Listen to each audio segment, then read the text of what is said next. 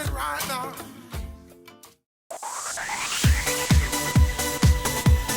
You're watching Business Access TV. Business Access. Business Access. Business Access. Business Access. You are watching Business Access TV. Business Access TV. Serious about business. Serious about business.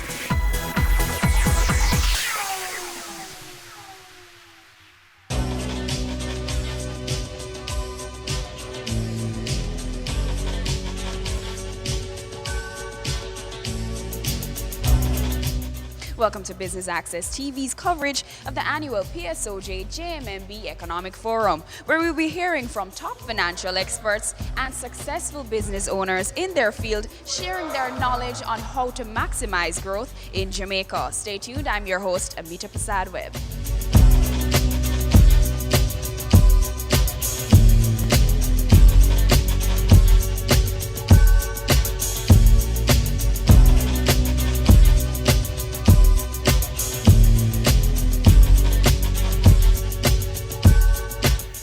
In the face of the undeniably heroic efforts by successive government administrations over the past 10 years to restructure our macroeconomy and our legislative framework, why hasn't the private sector manifestly and obviously not become the real engine of growth that is required to catapult the country into the hyperspace of meaningful growth that we all so earnestly desire? Is it that we're risk averse? Is it that we are traditionally hidebound? I don't have all the answers, but I'd like us to start thinking in that direction. Because what we know is that it cannot be business as usual. Secondly, where are the real growth sectors within Jamaica that we need to exploit in order to release the excess capital that is currently locked into our traditional investment vehicles, earning little or nothing, and not contributing to the effective empowerment of the larger sector of our population, which has been marginalized into pursuing underground activities that yield very little taxes, generate very little social good, and feed the negative and oftentimes criminal tendencies of our under-equipped population.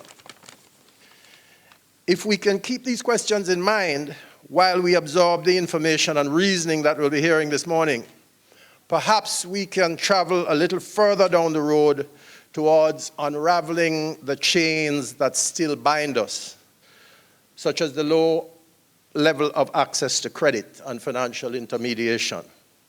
Less than 20% or 22% of Jamaicans have access to credit, just a little higher than Haiti.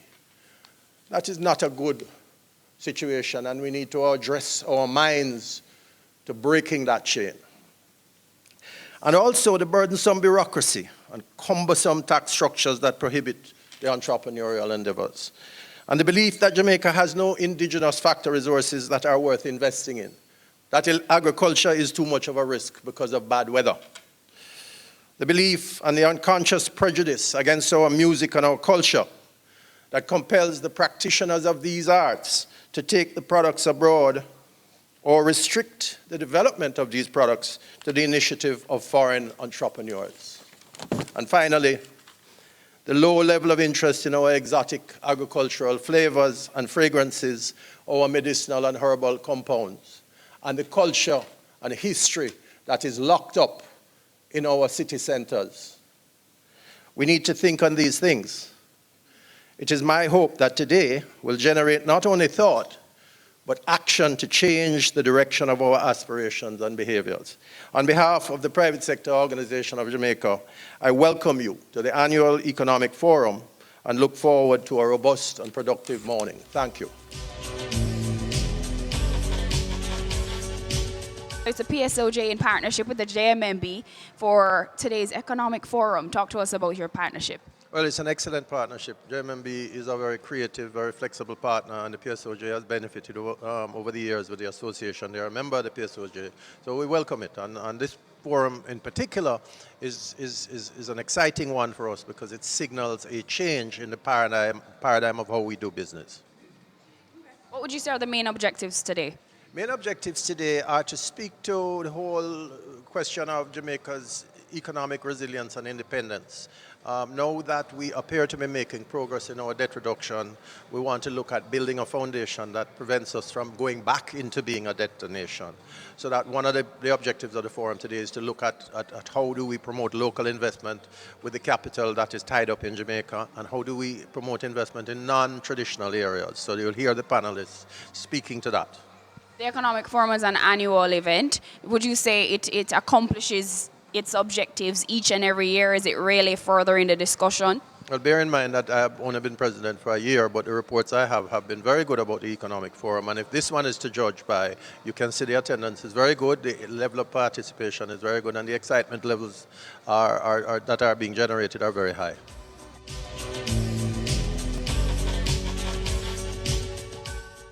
It is great that we are gathered here today to consider economic resilience. It means that we're concerned with the performance of the economy under a variety of circumstances. And it means that we want to ensure that under a multiplicity of possible outcomes, the Jamaican economy is likely to be such that our standards of living is maintained. I do believe, and you have heard me say before, that the primary mission of our time is to secure for Jamaica and to achieve for Jamaica economic independence, which is economic resilience under a variety of circumstances.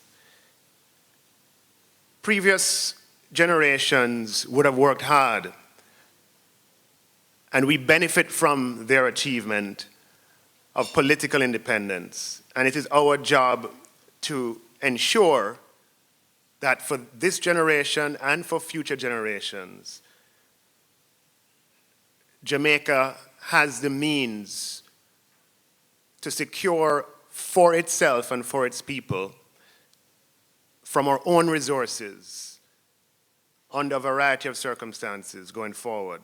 And as Minister of Finance, I am squarely focused on this objective.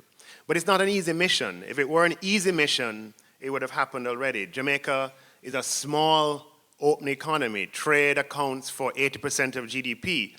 And as a result, the proverbial butterfly flapping its wings in Southeast Asia has a ripple effect on Jamaica. We have practical examples today of sanctions against Russia threatening operations of Windalco, which happens to be accounts for 25% of our bauxite and alumina earnings.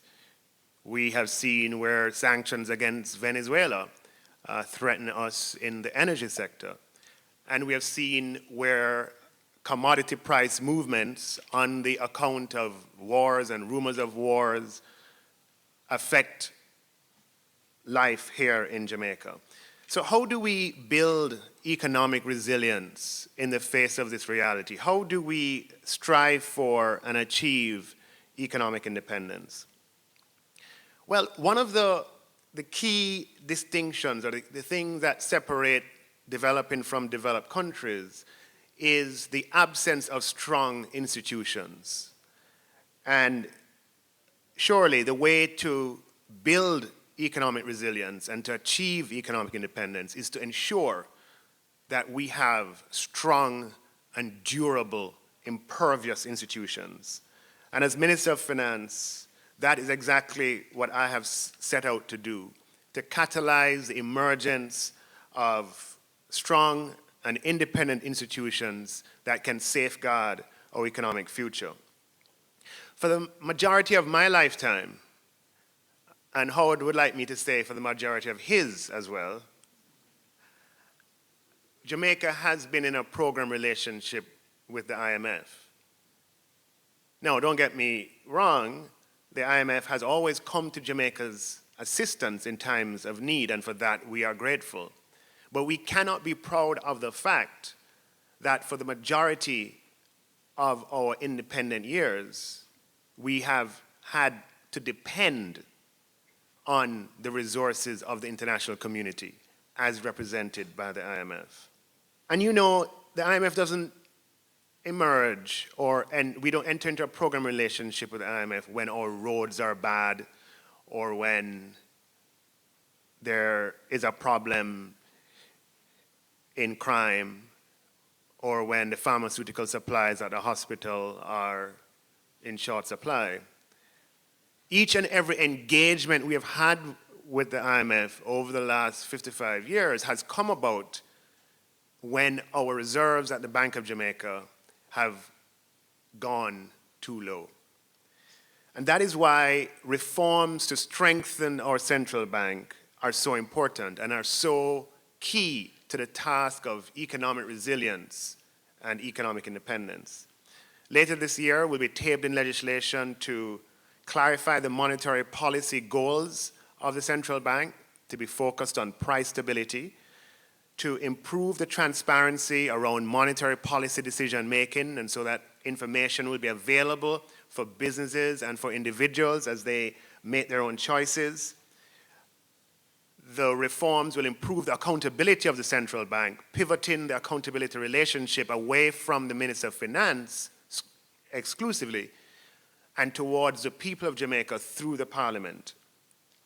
It will improve the governance of the central bank and diffuse decision-making, and it will provide for the independence in monetary policy decision-making, as well as strengthening the balance sheet of the central bank to give it the capital base to ensure that the policies that are being pursued can be done so effectively. You see, a prerequisite of economic resilience is external sustainability. A prerequisite of economic independence is to have the assurance for all businesses and all individuals to have the assurance that Jamaica can meet its external obligations as those external obligations come due. And what are our external obligations? Well, external obligations are interest payments that you have to make overseas, whether you are a private company, an individual, or you're a government. It consists of foreign payables that have to be paid by the government and by the private sector, dividends, and other flows.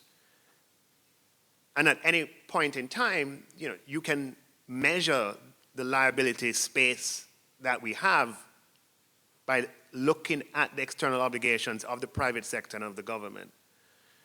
And economic resilience must rest on a foundation that external sustainability is assured.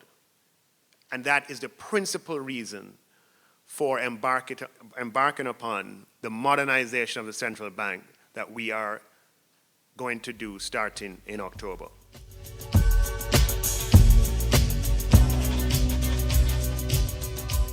We go to a break, but please stay with us. More after this.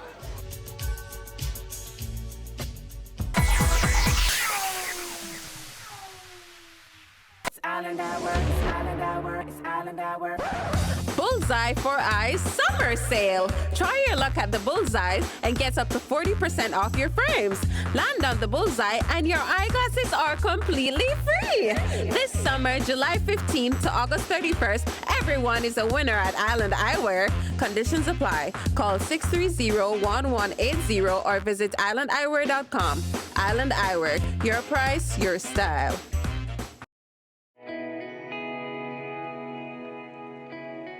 Every day you wake up, you have another opportunity to make this little island better, safer, a place where we all can be proud to call home. It's time we all recognize that every little thing we do has an impact on the Jamaica we live in now and the country we're leaving for our children. So promise me this, promise yourself this: no more will we tolerate criminals, even if it's our relatives. Tell them they're doing something wrong. Tell them to stop. Tell them no more robbing our children of the Jamaica they deserve. Tell them no more crime.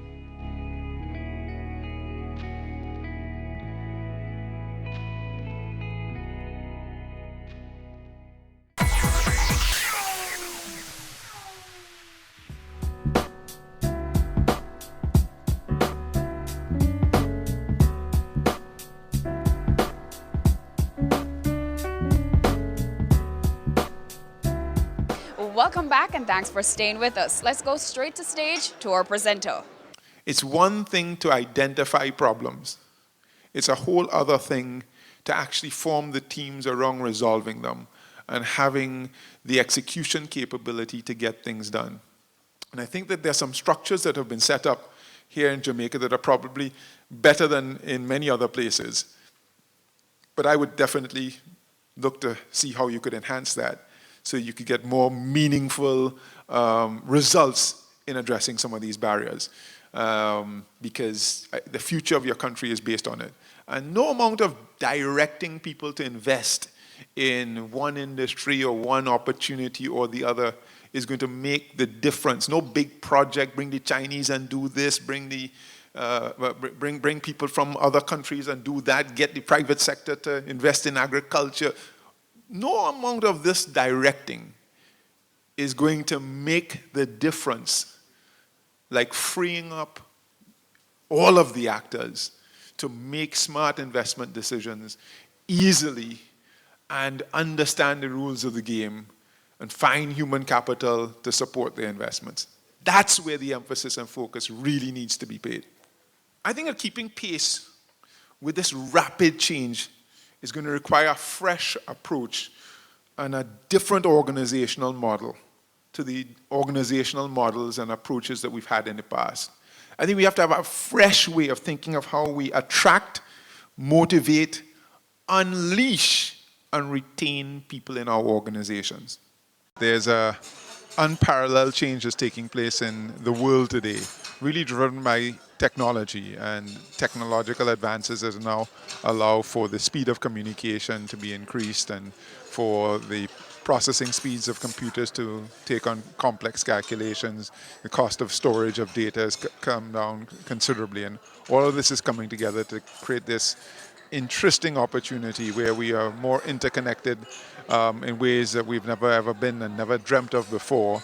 And there are industries that are emerging with Uber, Airbnb, Facebook, Google, Amazon, these wonderful companies that are doing things globally at a scale and at a pace that we've never seen before. Simultaneous with that, we see that there's a lot of impact that we people are having on the planet. And all of this is coming together in this, great age of acceleration in which, we have to figure out how we respond. In fact, this rate of change has probably gotten to be so fast that our ability to adapt as humans is being significantly challenged, and we can see it in some of the disconnects with Uber moving into countries and regulation, not being able to catch up and keep up with what they want to do.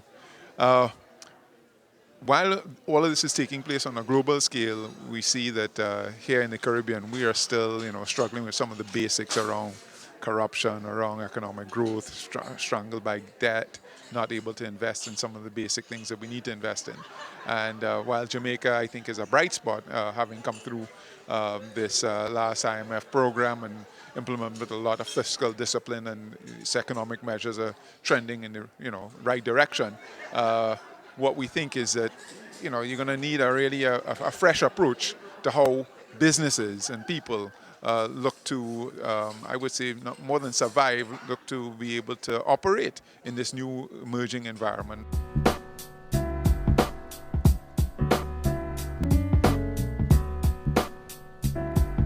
We take our final break, but don't go anywhere. We still have more when we return.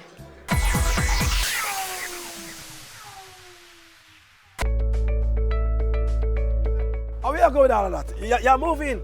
No. I'm a passport, but come for renewing, But you want me to show me in that place full of crowd and the long line I take your all day. Make sure you walk with some food. No, man, things improve, man. Them have a lot of drop box where you can use inside. They finish in no time. Yeah, man, them are done. Yeah. And some food, man. Try this. Drop box. Transformation is happening across the public sector. Many services are now available online. We are building a better public service for all. Brought to you by the Transformation Implementation Unit. Your business matters. Business Access TV offers you the most innovative and effective advertising solution for your business, specializing in B2B sales, cost-effective solutions, the customers you want, the repetition you need. No matter the size and nature of your company, your business matters. Call us at 876-618-2870 or email us at sales@batvja.com. Business Access TV, serious about business. It's season 12, and Wealth Magazine Business Access is here to keep you business savvy. With an impressive mix of some of Jamaica's most inspiring business moguls, we continue to keep Jamaica informed, empowered, and ready to dominate. Tune in Sundays at 5 p.m. only on BATV. You're watching Business Access. Business Access. Business Access. Business Access TV. Serious about business.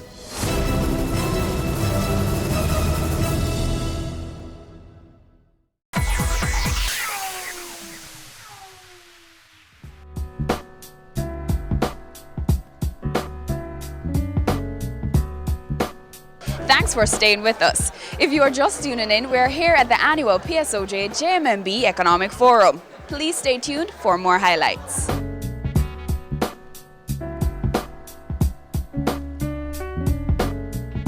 To talk a little bit about the business environment. Whether we use doing business or the global economic competitiveness index, I mean, the trends are the same.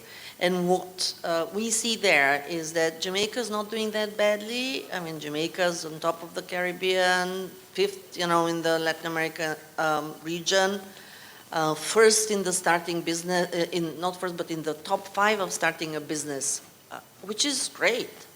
But then the question is, what does the business do after it has been registered? And this is where the rubber hits the road.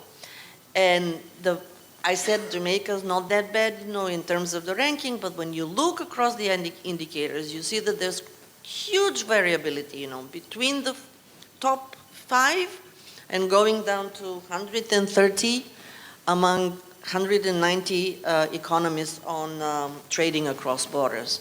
And there are, what we have been doing in other countries in Jamaica, the good thing again in Jamaica is, similar to the good setup of the Economic Growth Council, there is a Competitiveness Council, and they are working with our expert on business environment. They have already identified, what are the bottlenecks, what are the needs, what are the things that need to be done, and trust me, there are low-hanging fruits in revamping some regulations of permits, inspections, etc. There are also longer term or medium term, using all of the digital economy, the e-filing, and all sorts of digital platforms, which is longer term, requires investment. But there is a roadmap, and now, as Mr.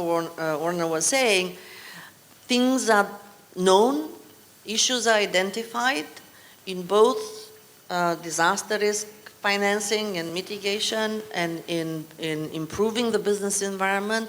Now the thing is, execution, and really make those things happen. That is our biggest challenge. What we are now seeing, and I'm very happy that Dr. Clark is here, because he has really been really promoting some of the key changes that need to be made on the technocratic front. This issue of the Bank of Jamaica's independence is absolutely critical. Why is it so critical? Between 1963 and 1993, 62% of the increase in money supply in Jamaica was attributable to the Bank of Jamaica lending money to the government of Jamaica. Lending money that it does not have, because the Bank of Jamaica has no money. All right? The only money that exists in Jamaica is the money that we have in our private capacity. The reason the government has any money is because they take it from us in taxes. All right? So when the Bank of Jamaica lends money to the government, it's lending money that it has created out of thin air. That is inherently inflationary. And that is what dominated our economic instability from 1963 to 1993. After 1993, we started to have some controls on Bank of Jamaica credit to the public sector, but we didn't solve our fiscal problems, because For the 2 years from 1993 to 2013, that 20-year period, we borrowed excessively on international capital markets. Thus that by 2013, as again our keynote speaker pointed out, we had one of the highest debt to GDP levels in the region.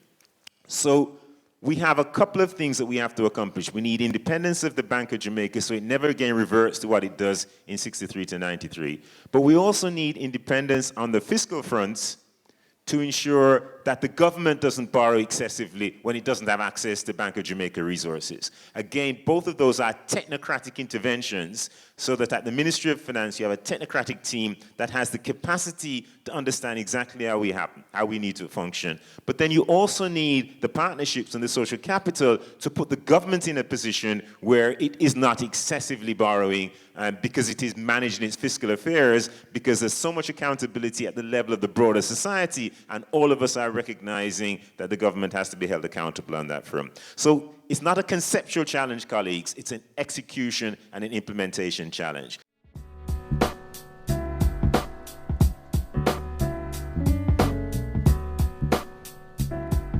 Another year of partnership with the PSOJ as far as JMMB is concerned. And one of the things we like about being a part of the forum is that it supports a conversation.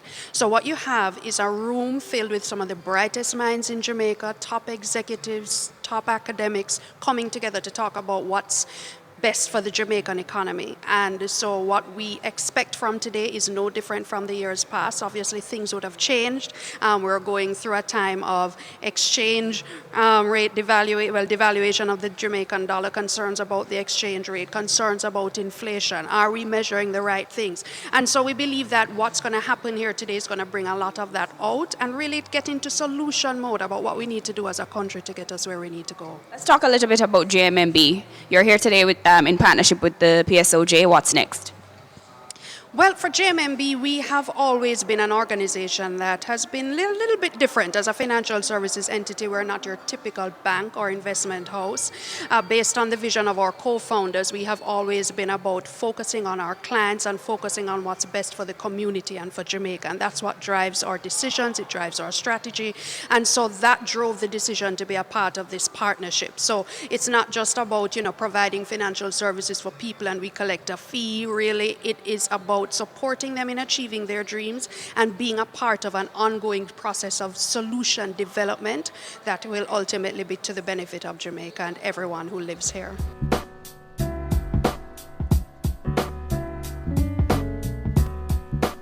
And that brings us to the end of our coverage of the annual PSOJ JMMB Economic Forum. I've been your host, Amita Prasad-Webb, and thank you for tuning in to Business Access TV, serious about business.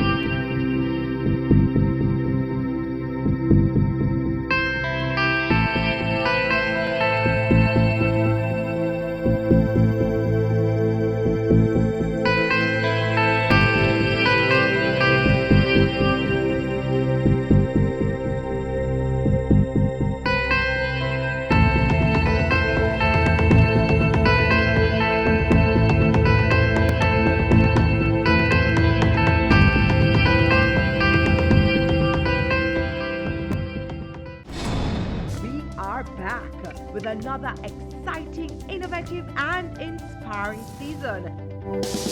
It takes a lot of stick-to-itiveness, being consistent and persistent in whatever you're doing. That's the bottom line. Business exists to add value to people's lives. And if we're not doing that, might as well we lock down the store and just call it a day.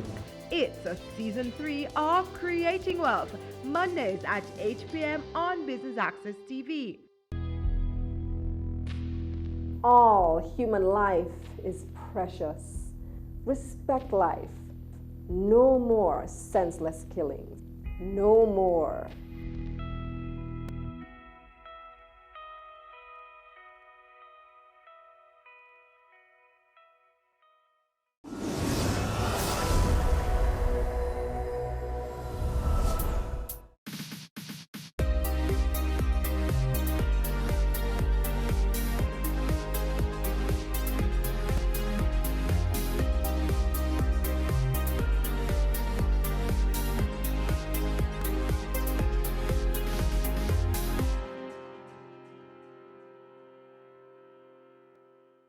Every child can learn. Every child must learn. That's the mantra of the Ministry of Education, Youth and Information. And from all indications, work continues to ensure inclusive, equitable and quality education for all our citizens. As we observe International Youth Day under the theme Transforming Education, we highlight the Education Ministry's push to provide lifelong learning opportunities for our youth. This can be seen by way of investments made to provide academic supplies, expanded the school breakfast program, remove institutions from the shift system, or provide additional help for those who underperformed at the recent sitting of the primary exit profile. There's a lot to be proud about. After all, we are on a mission to make Jamaica the place of choice to live, work, raise families and do business. Our program continues with a public service announcement and then the news. Stay with us.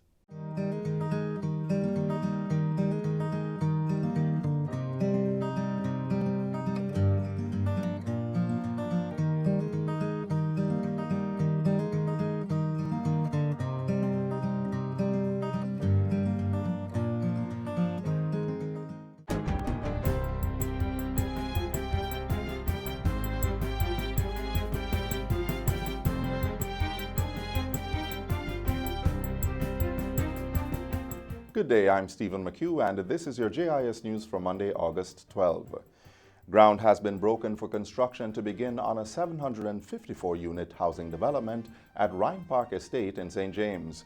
The $8.4 billion project is a joint venture between the Housing Agency of Jamaica and a Chinese company, Hainan Fifth Construction Group Company Limited. It will be built on 96 acres of land in 6 phases over 3 years. The housing development will provide 1- and 2-bedroom apartments, 2-bedroom single-family homes, as well as 2- and 3-bedroom townhouses. Houses range in price from $7.9 to $18.5 million. At Friday's groundbreaking, Prime Minister Andrew Holness recommitted his government to providing affordable housing to Jamaicans. So we're not just talking about it. We're building the housing, we're providing the financing, and we're reducing the transaction costs to allow you to own your own home. Owning your own home in Jamaica has never been easier. National Security Minister Dr. Horace Chang says the ministry is on target to rebuild or rehabilitate 149 of the 186 police stations in operation by March 2020.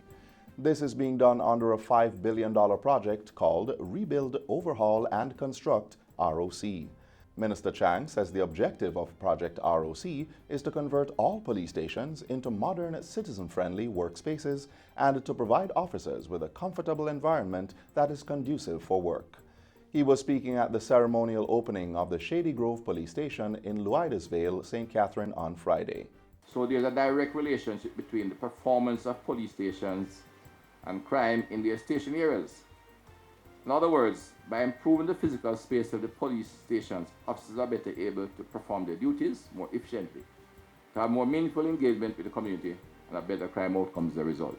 The ministry is partnering with the National Housing Trust and the Jamaica Social Investment Fund to improve the stock of police stations island-wide. Government has given a commitment to ensure the Jamaica National Children's Home is quickly rebuilt following last Friday's fire which destroyed the dormitory area. No one was hurt in the blaze, which cost damage upwards of $150 million, with risk amounting to $400 million. The government will be responding very quickly to have the facilities rebuilt. But the truth is that it gives us an opportunity to take a second look at the facility. Maybe we need larger facilities, maybe we need facilities that are built differently. So it is now an opportunity to do that. According to the Jamaica Fire Brigade, 2 units responded to the call at around 6:03 p.m. 3 other units were also alerted and contained the fire shortly after arrival. Investigators are to reveal the cause of the fire later today.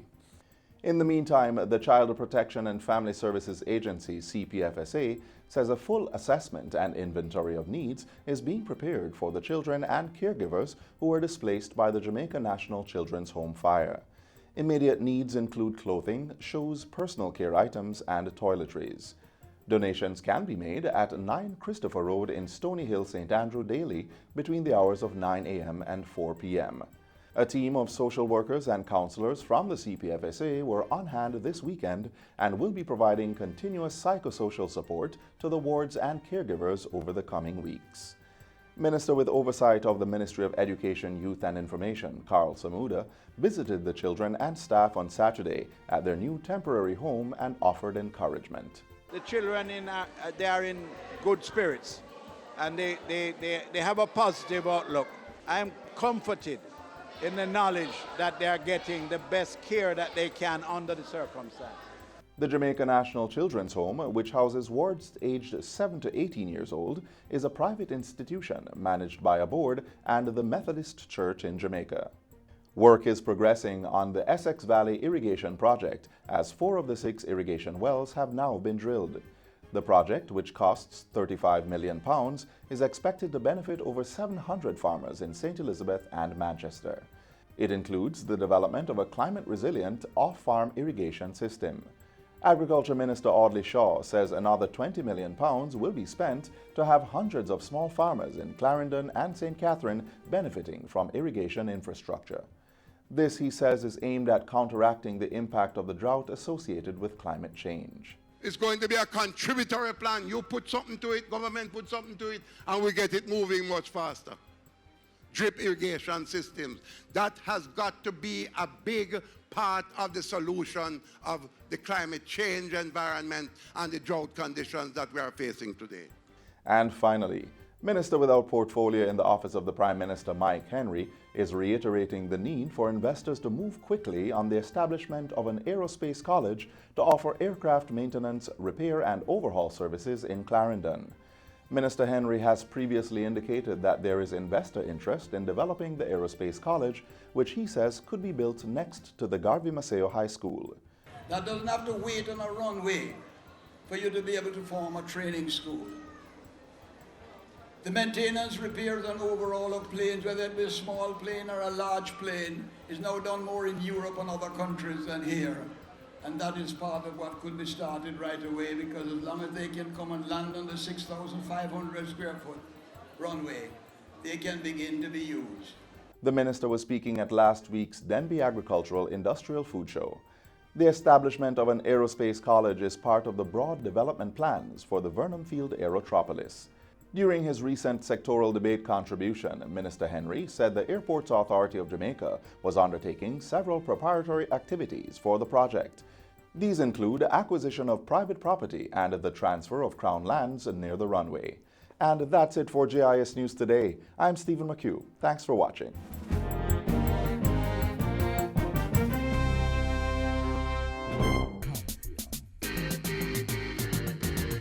Stand up and get in the race. I can become the master of my destiny. Step up your stride, make we work like a harder. Do it like Veronica, more than a supper. We can rise above the challenges and shine. Was with passion in your heart. Make a plan and stop all the idling. You think I saw? We reach a the edge. I can, you can. Like our Olympians, every Jamaican can. The Ministry of Education, Youth and Information recently announced that it would be taking a targeted approach to meet the needs of students with special needs. Among them, recruiting additional special education teachers, increasing the allocation for the special education unit, and opening 2 diagnostic centers. Watch and listen to how you can communicate with a segment of the special needs population next.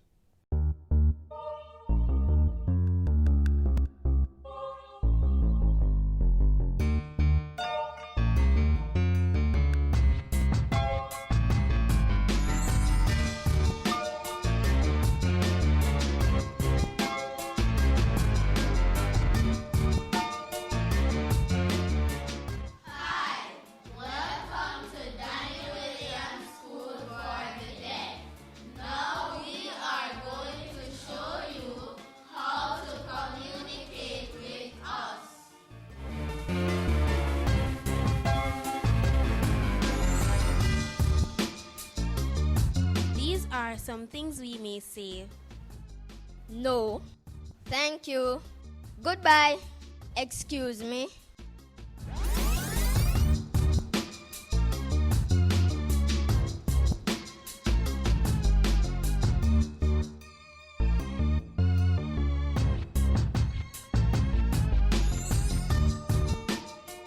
Yes. Please. Hello. I'm sorry.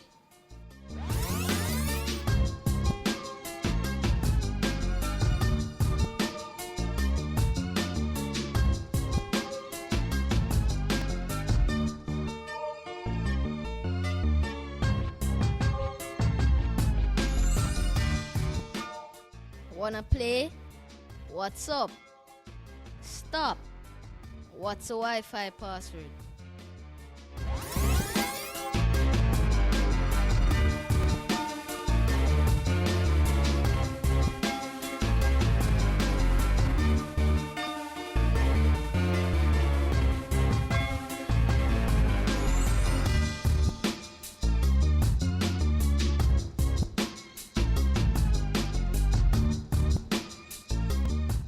Come. Wait. Where's the bathroom? What's your name?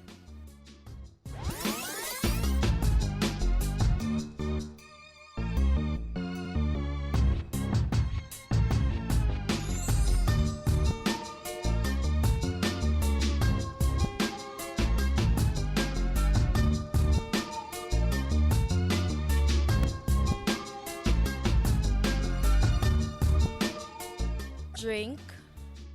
Water. What's the name of your school?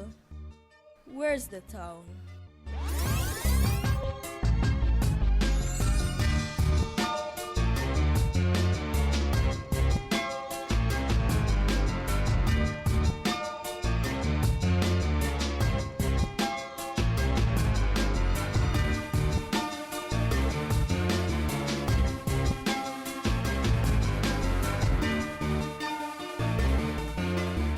Taxi, bus park, shop.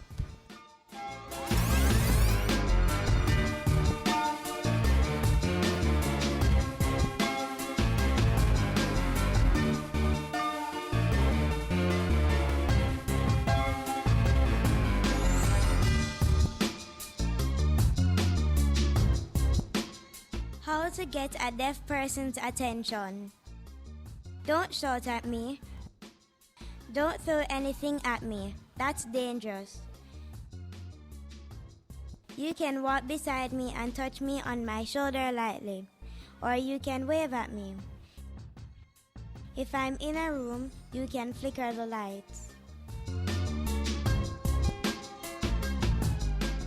Maintain eye contact.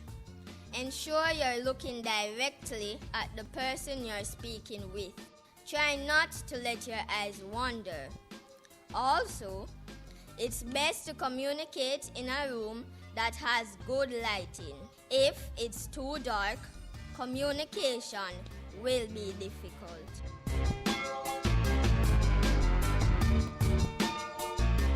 Please, make sure you don't have anything in your hands when you're talking to me. If you cannot sign, you can write, draw, show a picture, or text. Another way you can communicate with me is by using gestures. You can use your body and your hands to speak.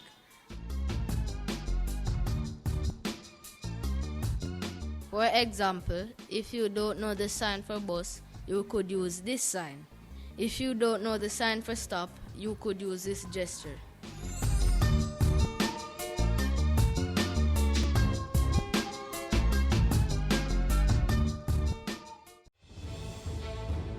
Water is precious. So we encourage everyone to practice the 4 R's of water conservation. Always remember to reduce your use of water wherever possible. Replace water wasting devices with water savings devices. Reuse water wherever possible. And wherever leaks are found, please repair them and repair them quickly. Don't delay. Practice the 4 R's of water conservation today. Though we celebrated our 57th year of independence almost a week ago, we're still in a celebratory mood, bask in our rich history with a building that's been around since 1755.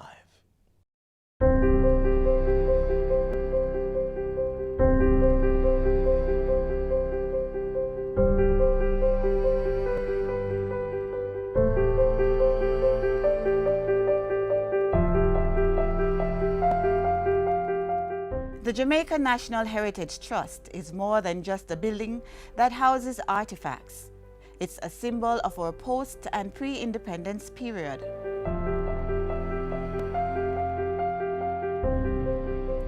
Also known as Headquarters House, the JNHT is just one of many buildings that tell the story of our rich history.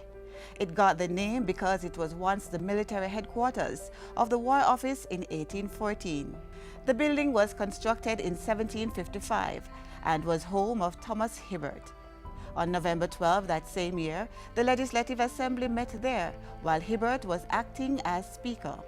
It later became the seat of government and the office of the Colonial Secretariat from 1872 to 1960. The government of the day in 1872 decided to move the capital from Spanish Town into Kingston. This became the center of governance. This is where the Legislative Council used to sit. And after 1944, this is where the beginning of governments by the Jamaican people, elected through universal adult suffrage, became the seat of governance. After 1944, we had a number of other constitutions which led us to self-government and ultimately to independence in 1962.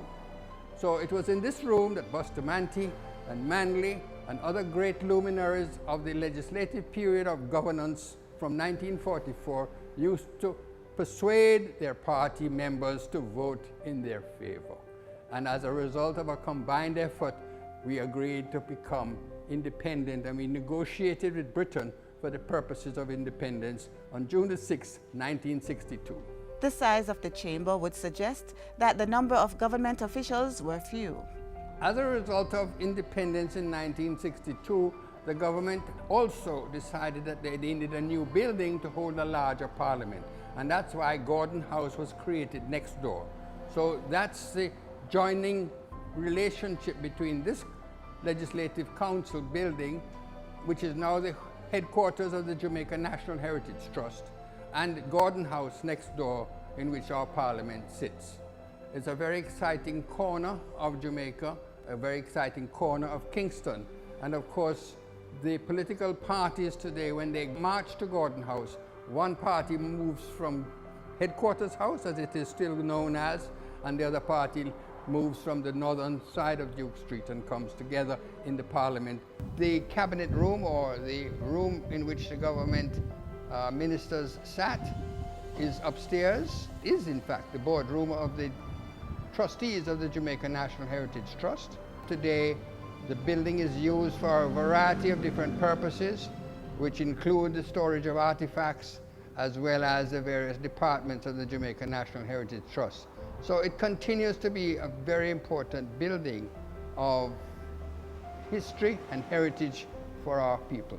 The fact that it was built in 1755 means that over these last 250 plus years, it has been subject to all sorts of natural disasters, including a fire next door which nearly took it down. So hurricanes, earthquakes, floods, and other natural disasters, this building has been able to survive them all.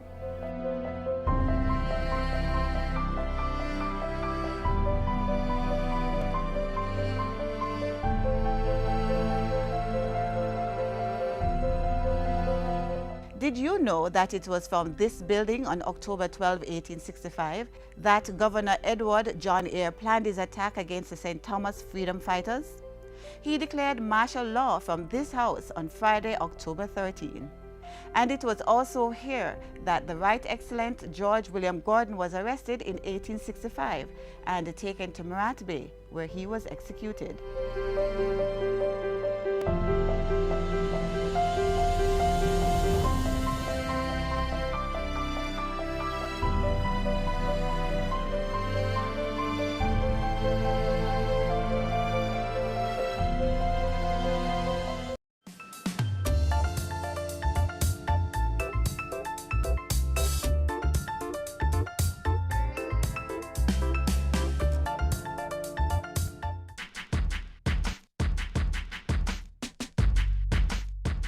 Last week, the island, through the Companies Office of Jamaica, took another bold step towards the fourth industrial revolution.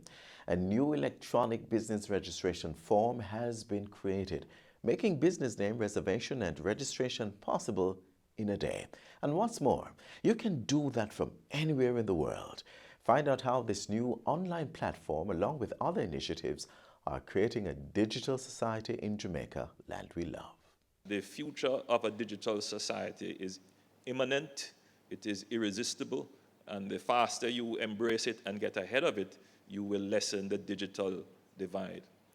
In the fourth industrial revolution in which we are, it is all about how do you manage information and data and leverage that in innovation.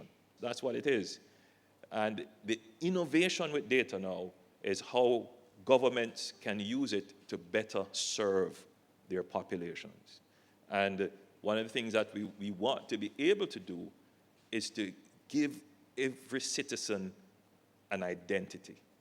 It is not about stealing your identity or exposing your identity, but we need to know who you are. And you need to be assured that when you present yourself, you are known, you are acknowledged, and you can get service.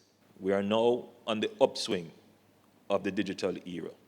Let us take advantage of it. Let us embrace it for what it is. Let us not fear it. We are a blessed people. Let us use our blessings wisely.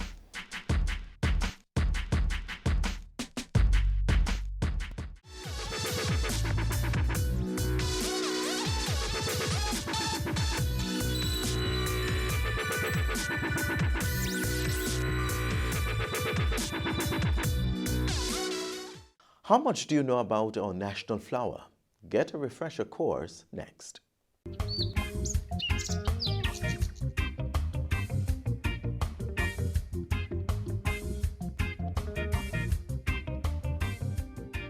Christopher Columbus saw it here when he came. It means wood of life in Latin. It's world-renowned for its medicinal, ornamental, and industrial properties. But round these parts, it's known as the Lignum vitae, the island's national flower. It is a tree that is native to Jamaica, it's native to Cuba, basically the Greater Antilles and parts of Central America. Its native habitat is pretty much dry alluvial type plains. It also grows in well-drained limestone areas. This short, compact tree takes over 100 years to grow up to 30 feet tall. Due to its luminous purple-blue flower, alluring orange-yellow fruit, evergreen foliage, and attractive rounded shape, the tree dots across the Jamaican landscape, shading many houses, streets, and complexes. Since time immemorial, the Lignum vitae has been touted as the most useful tree in the world. It produces a gum, and that gum used to be regarded as highly favored for medicinal uses. Its body, gum, bark, fruit, leaves, and blossom are used to produce medicine. In colonial times, resin from the tree was used as a mild laxative and as a diuretic. The leaves were used as a remedy for respiratory, inflammatory, congestion, and neurological disorders. Its bark eases pain from sprains, strain, rheumatism, and arthritis. And I'm sure many Jamaican homes still ward off flies with its branches. Its most noted feature is the wood. Because it's slow growing, it's very, very dense. And that density and the weight of it gives it a number of industrial uses. That's because the lignum vitae is infused with an oil which makes it waterproof. It's ranked as the world's densest, hardest, and most durable traded wood. In addition to being used for making exquisite furniture, the lignum vitae was used to insulate trolley cars for the rail industry. The wood also made the propeller shaft bearings of most ships back in the day. Lignum vitae wood is also ideal for these creations. The lignum vitae is truly the holy grail of plants.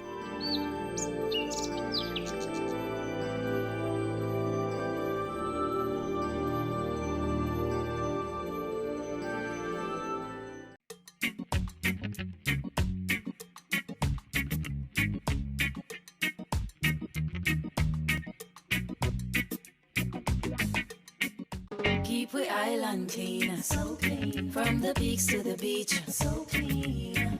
No dirty up Jamaica, please don't do it. Keep we island clean, so clean. From the peaks to the beach, so clean. No dirty up Jamaica, please don't do it. No dash, no paper, no dash, no plastic. Dispose your garbage responsibly. No know how to recycle, learn it quick. And if you drop it, better pick up every piece of it. Plastics last forever, don't forget the bits. Cause when them touch the street, them end up in the sea. Collect pan the reef where they fish them feed. And when you want seafood, I eat your Keep eat. we island clean, so clean. From the peaks to the beach, so clean. No dirty up Jamaica, please don't do it. No dirty up Jamaica, no dirty up Jamaica, no dirty up Jamaica, no dirty up Jamaica.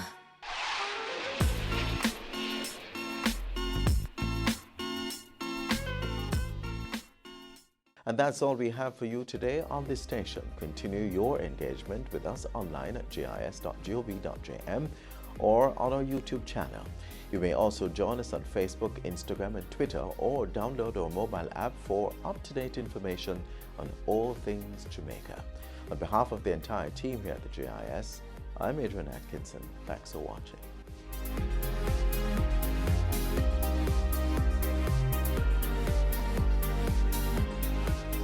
This has been a production of the Jamaica Information Service, the voice of Jamaica.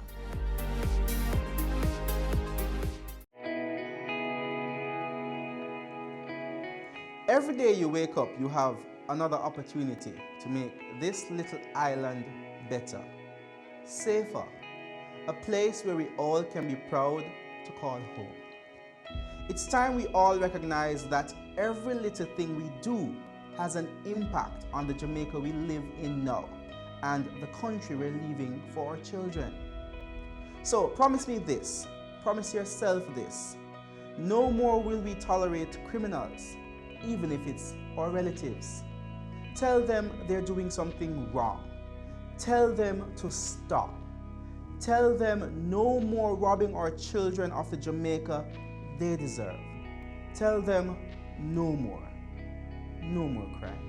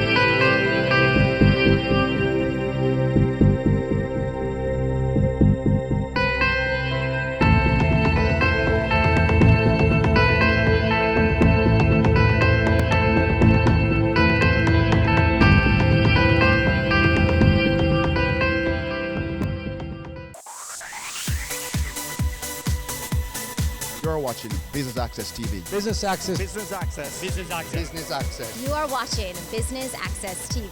Business Access TV. Serious about business. Serious about business.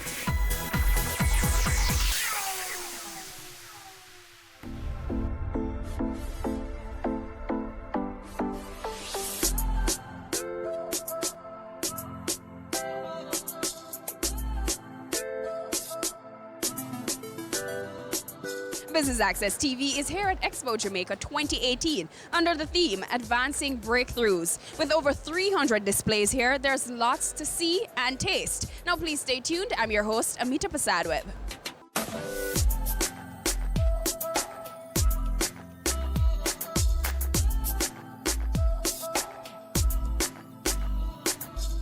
The Wisynco Group has always been a support of the Expo Jamaica. We have participated from inception. However, this year, being the fact that we are now a listed company on the stock exchange, and given the growth of the Expo, we have decided that we would have partnered with the JMA Expo Association, because we are a strong Jamaica manufacturing company and we support the industry, the manufacturing sector, and as such we decided to be a major partner this year.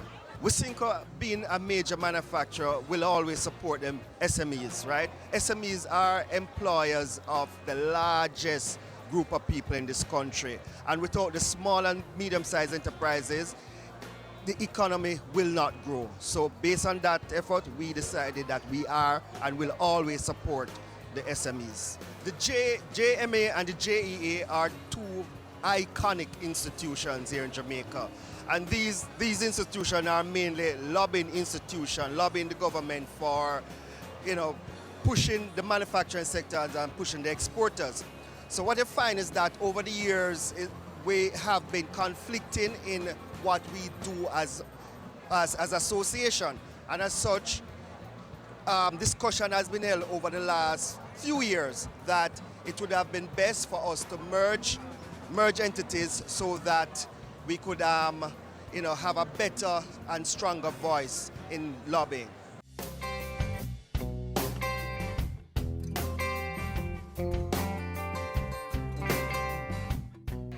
Urban Orchids JA provides silk floral botanicals for spaces that need beautifying all year round, for spaces also that don't get enough light. And there are a lot of us who cannot take care of orchids, so this is a viable alternative for that. We also do succulent plants.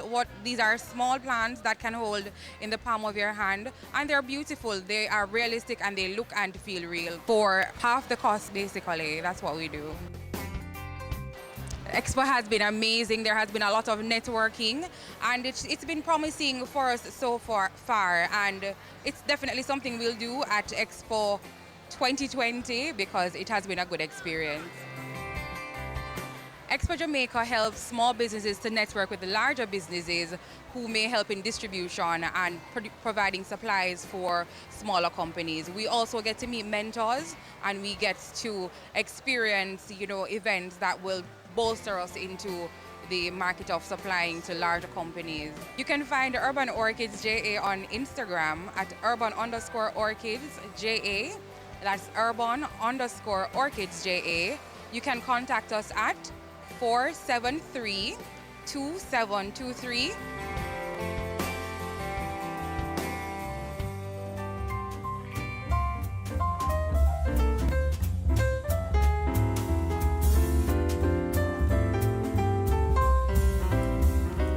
You've been a part of Nationals Bold One. Just tell me how that has helped your business to kind of launch off, and how has that boosted your business?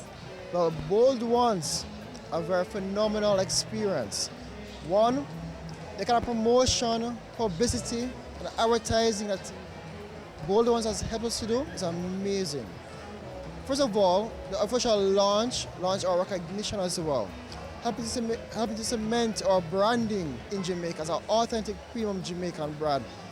On two of national trucks is our logo and our products, and has allowed persons to actually see our products even better.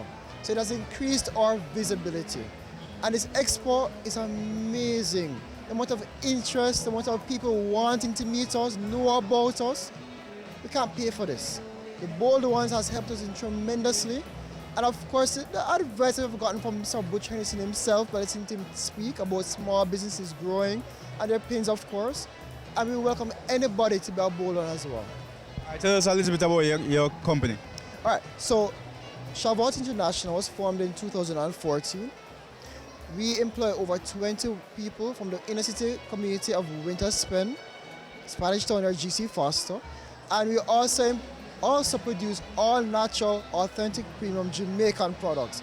From herbal teas, the cinnamon, the cerasee, the peppermint, the turmeric, your ginger, and the soursop, and your moringa, and the soursop moringa, to our very fine, the punch and a kick. Scotch bonnet, pepper powder, scallion powder, thyme powder, and our famous Jamaican black castor oil. And Jamaican black castor oil, the moringa oil, all can be found in Fontana's, all beauty stores, as well as all major retail outlets. From the General Foods, to the General Ones, to the Shoe Shops, to Progressive, to Shoppers Fairs, or to the Highlows and the Mega Marts.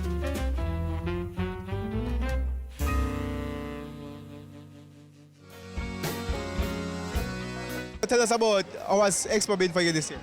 Expo 2018 has been very exciting. First of all, we are very appreciative to be included as part of one of the Bold Ones once again. So it has given us the opportunity to expose our brand to the Jamaican market. And again, we are getting a very enthusiastic response. I think Jamaicans are beginning to see that there are a lot of good new products being developed, a lot of good young entrepreneurs putting out good products. How significant has it been for your business to be a part of National's Bold One? And talk to me about how has National helped to boost your business? Well, by being included, they have given us certain, infrastructure and sponsorship supports. But again, just the recognition from a company like National, it gives you a lot of encouragement. It also gives you a certain level of acceptance and credibility in the market, because these are companies that, have been reviewed and have been deemed, to be worthy upcoming companies. Not to say there aren't many more, but, as one of the Bold Ones, it gives us a certain advantage. All right, quickly, just tell us a little bit about your product. Well, Belcourt Blue Mountain Preserves, all natural gourmet products made in Jamaica, all natural. So we don't use any artificial colors, flavors, ingredients, preservatives. These basically are my wife's recipes. She has developed most of them. She is a cook, gardener, and foodie in the family. So you could say she is the inspiration for this brand, and you could say I'm sort of the perspiration for the brand.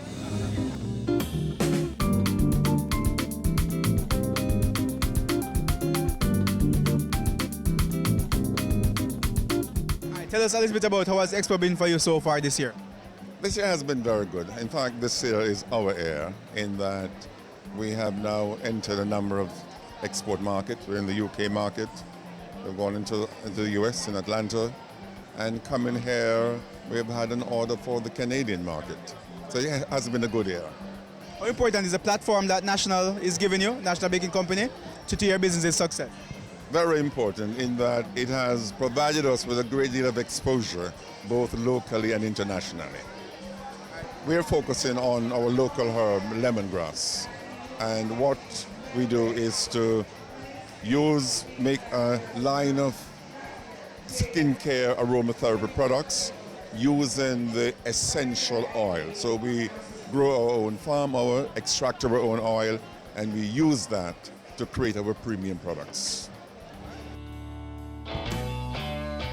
Nature's Goodies, we're a group of farmers that produce, procure, and process all natural food and vegetables.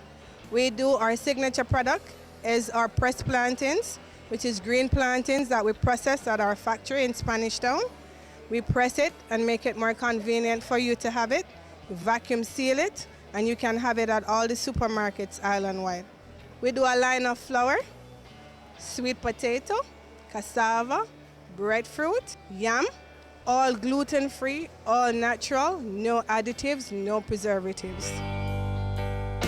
I'm hoping that Nature's Goodies Jamaica gets a lot of exposure, and so far so good, to be honest. Jampro and JEA have been really supportive of small businesses like ours. And I'm hoping that our products get the exposure both locally and internationally, and that we can secure orders coming out of the expo.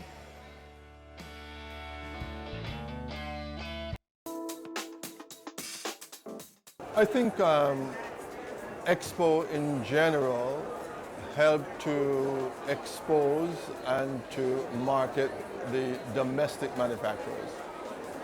Today we're proud to be part of it, not only for the benefits that we will achieve as a company, but also for the promotion of the institution, the Jamaica Manufacturing and Export Association, that actually develop and promote this expo, but equally also for Jamaica.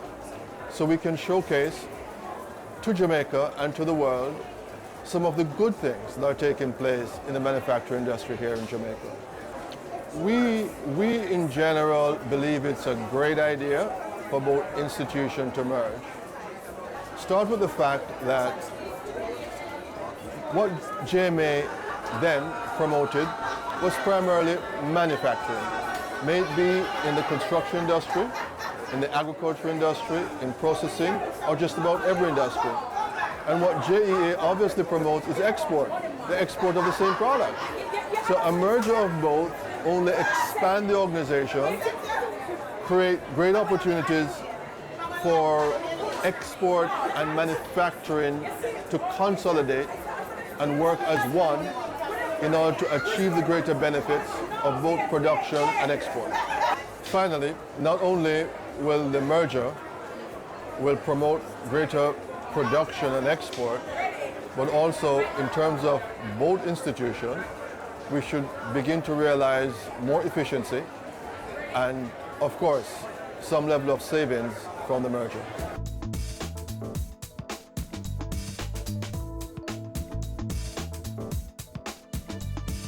We go to a short break, but much more from Expo Jamaica 2018.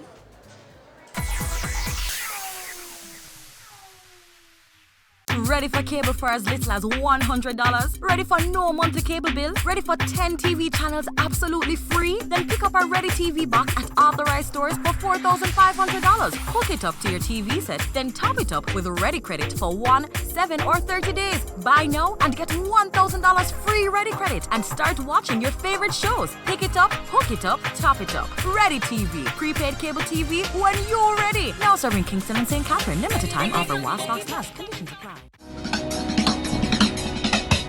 Cameo brings the creative industries to life.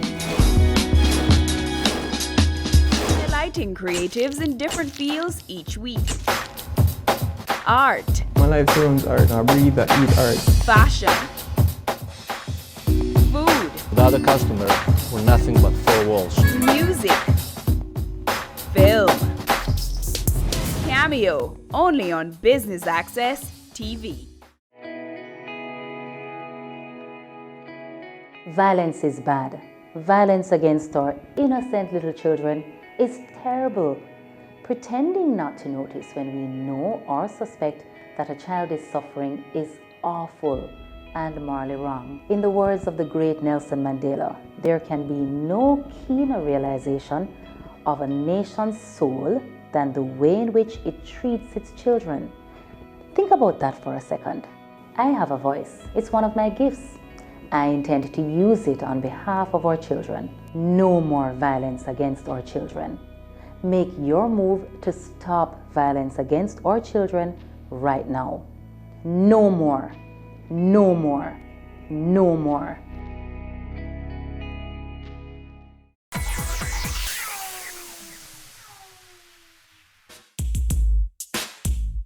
Welcome back to Business Access TV's coverage of Expo Jamaica 2018 right here at the National Arena.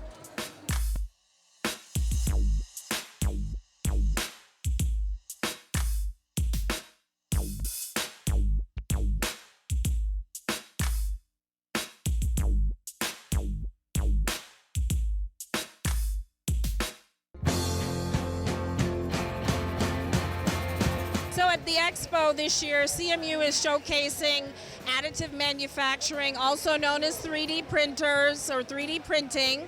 We've brought over a couple of our printers from the laboratory, and we've been getting a really great response of people actually, they've never seen a printer, so we have been demonstrating our 3D printing technology here.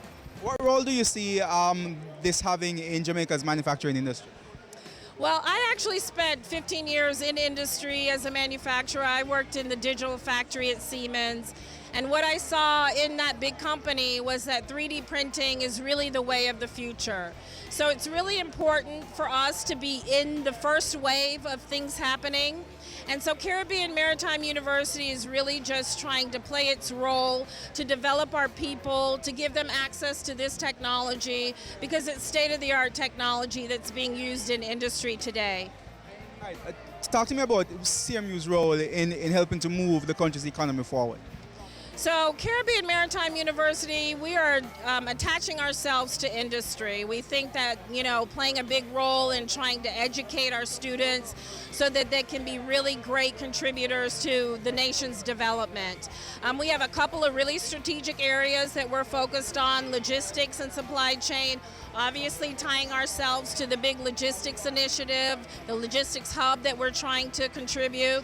We also have a state-of-the-art industrial automation training facility that will launch later this year, which will give students and people the ability to access the latest technologies that are being implemented inside of industry. Just as our 3D printing, additive manufacturing is the latest technology. So CMU is really trying to enable our nation, position our people, our human capital for the future, and to be able to grow our nation and contribute to the development of Jamaica and the region, actually.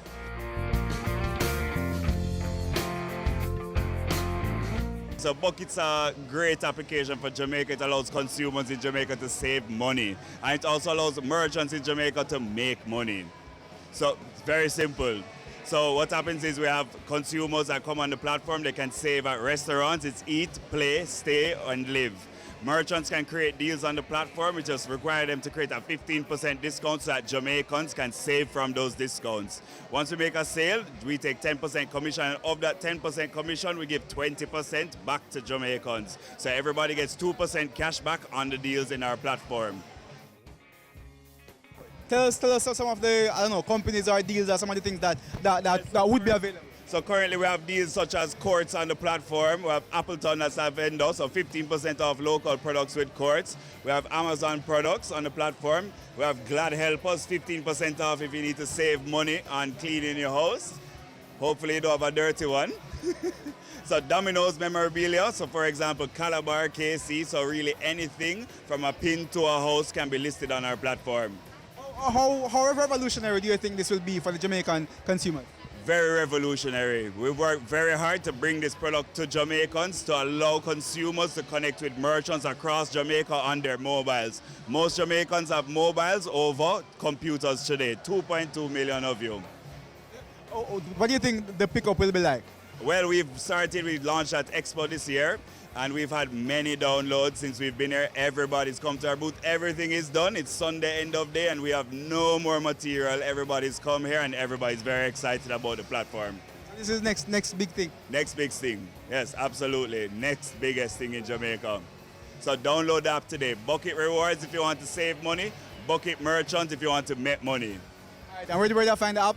You download it on the iOS store or the Play Store on Google.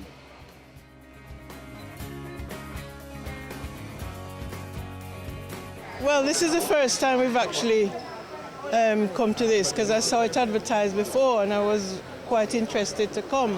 Just saying, when we came this morning, we obviously got the times wrong, so we went away and come back. So this is our first, so we hopefully will be coming again. So we're just going to have a good look around now.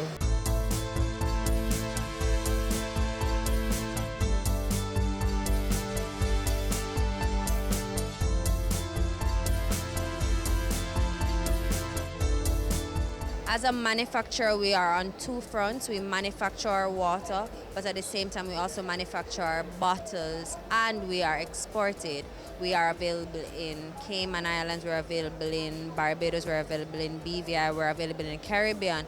So as a local manufacturer, especially one that's been around for 13 years, it's important for us to remind Jamaicans, hey, here's a good quality Jamaican brand. Here is the Fiji of Jamaica right at your back door, right in Buff Bay, Portland. When people think about water and Blue Mountain water, they automatically think about at the top of the mountain, not realizing that this small town in Portland, Buff Bay, that you've possibly driven through before, is home to such a high quality water, the only naturally alkaline water in this hemisphere, in the Caribbean. That's a very big deal, and that's in our own backyard.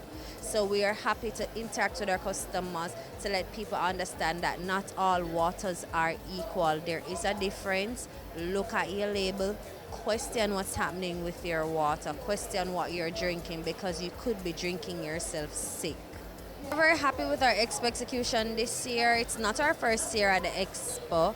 We try to participate as much as possible to let persons on this side of the island what an amazing product we have.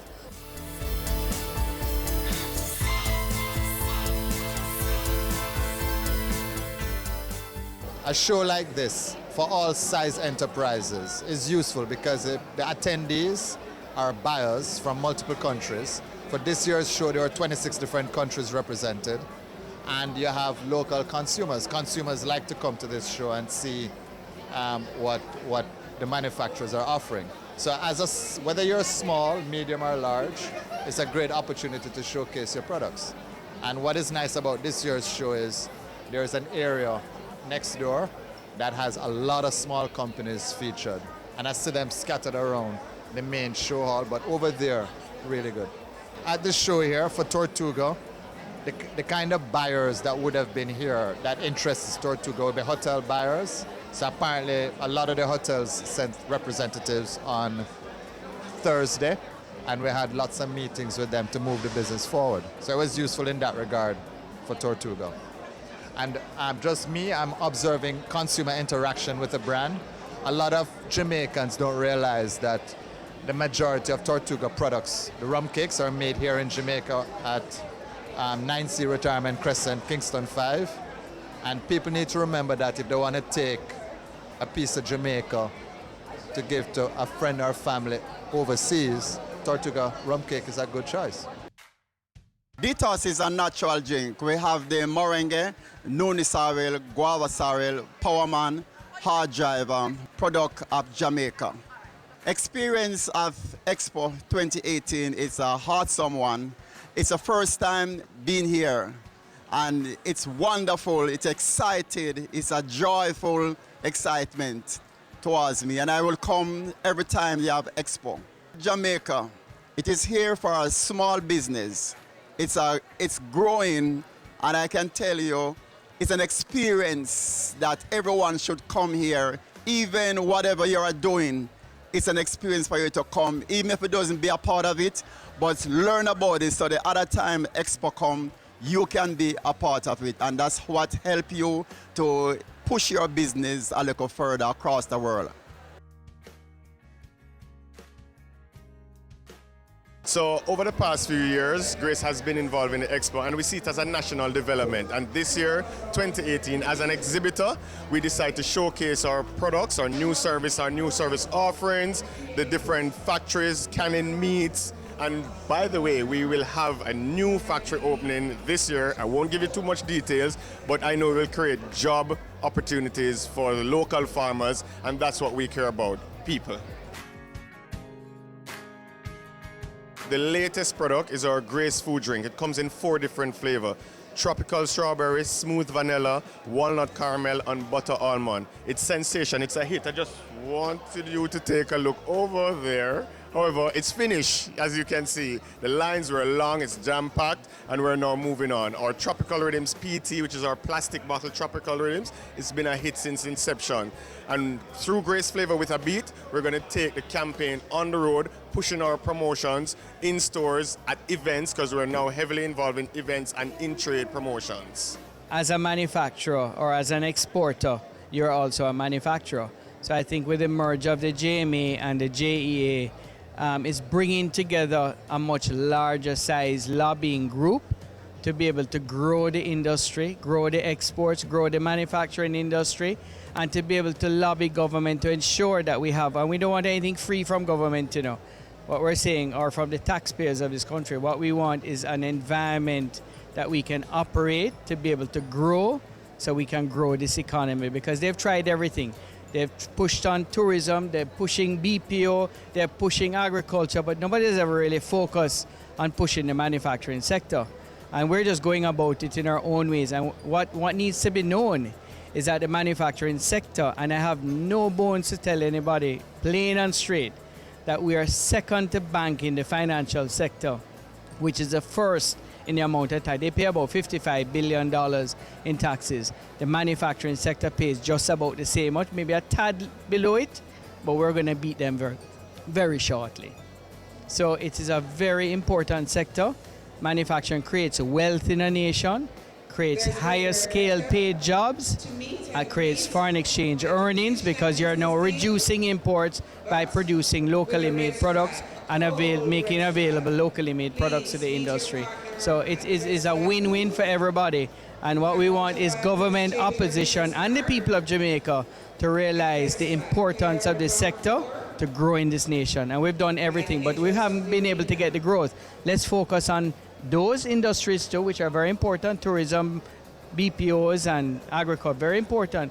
That linkage needs to be created and grown, but the manufacturing sector is a main industry that's going to carry this nation. We've been carrying it for a very long time, but nobody realized how important. I mean, $55 billion, second to the major taxpayer of this country, which is banking, is now second in line to banking in terms of taxes. That's a big, huge sum that they need to look at and pay very strict attention to. I believe the merger between JMA and JEA is actually a very good thing.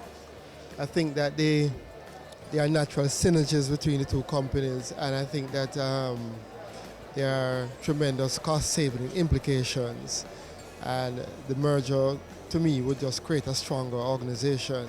For my company, what I would want out of that merger is just ease of doing business, actually, you know, greater facilitation with doing businesses, especially export business, you know.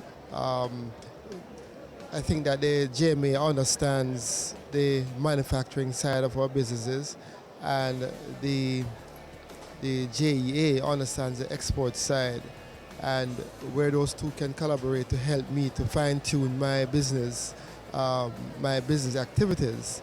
I really look forward to that, and I believe they would be able to deliver that. A one-stop shop is always better than going to multiple places.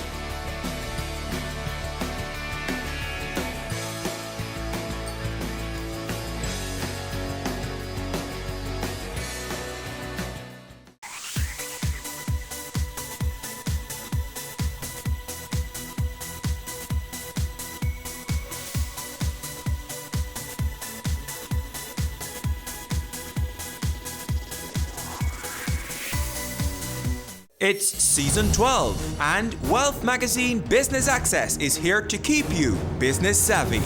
With an impressive mix of some of Jamaica's most inspiring business moguls, we continue to keep Jamaica informed, empowered, and ready to dominate. Tune in Sundays at 5 p.m. only on BATV.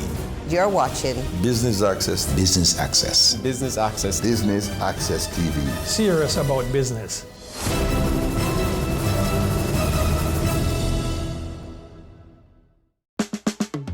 Caring Hands Season 3 continues to effect change in a changing environment. Many of us were raised by grandmothers, right? So, I mean, we know the wisdom that these people have. Going beyond business. The little leaders of today are our leaders of tomorrow.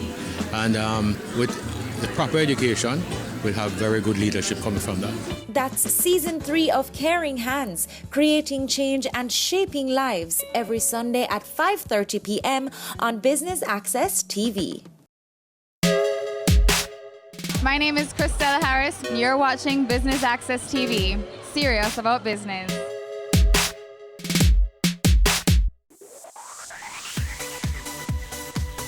You're watching Business Access TV. Business Access TV. Business Access. Business Access TV. Serious. Serious. Serious about business.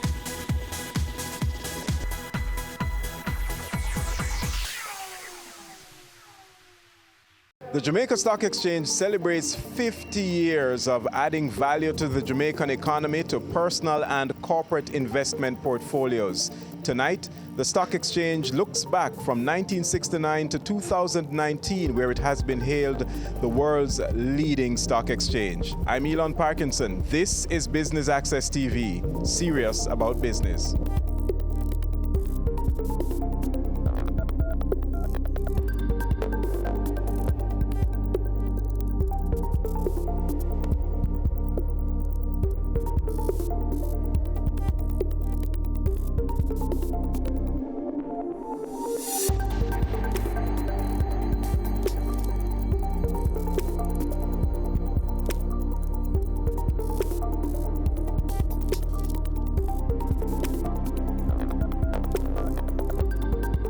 Good evening, and welcome to the JSE's 50th anniversary cocktails and award ceremony. A round of applause, please. My name is Terry Carell Reed, and I stand here honored to be your MC for this evening for a number of reasons. Number one, for any company, whether domestic or international, to achieve 50 years is an indication of the stewardship, the vision, the innovation, and the adaptation throughout the years. Do you agree? It is also a reflection of the persons who stand behind the brand or the company. Those persons are the staff, the companies that listed, brokers, and of course, investors. Without all of you, none of this would be possible. Number two, I was swollen with pride when I opened the Bloomberg article and I saw, "Welcome to Jamaica, the home of the world's best performing stock market." And I clutched the pearls that I wasn't wearing and I said, "This is rich, real rich." I saw photos of Mrs. Street Forrest. I saw Mrs. Rita Humphreys Lewin. These were people that I've seen in my local newspapers, and I said, look at Jamaica. Very small, very obscure market. So I stand here honored to be the MC for a company that is a nation builder. Lastly, I'm happy to stand here because years ago I was financially illiterate. Saving, yes, because most of us as Jamaicans, that's what we do, right? We save, but we don't necessarily know about investment. And my best friend came to me and he said, "Terry, with all the saving that you've been doing, I think you should make your money work for you. I think you should invest." And I said, "But no, investment is for rich people, money people," which I'm not. But I'm grateful for my broker, Ryan Strong, who introduced me to the Jamaica Stock Exchange, introduced me to companies listed, and now I stand here with a portfolio that has moved from being very, very, very, very conservative to being moderately risky. And on my daughter's 7th birthday, I awarded her, I should say, I gifted her her own portfolio. So you see, thank you very much. So I stand here not just as your MC for this evening, but I stand here as a very proud Jamaican. I stand here as a shareholder, and I stand here as an empowered citizen, changing the way my generation will think when it comes to handling and investing money. So thank you so very much for being here. We have a fantastic evening lined up for you. It's with a sense of pride, nostalgia, and eager anticipation that I welcome you here this evening.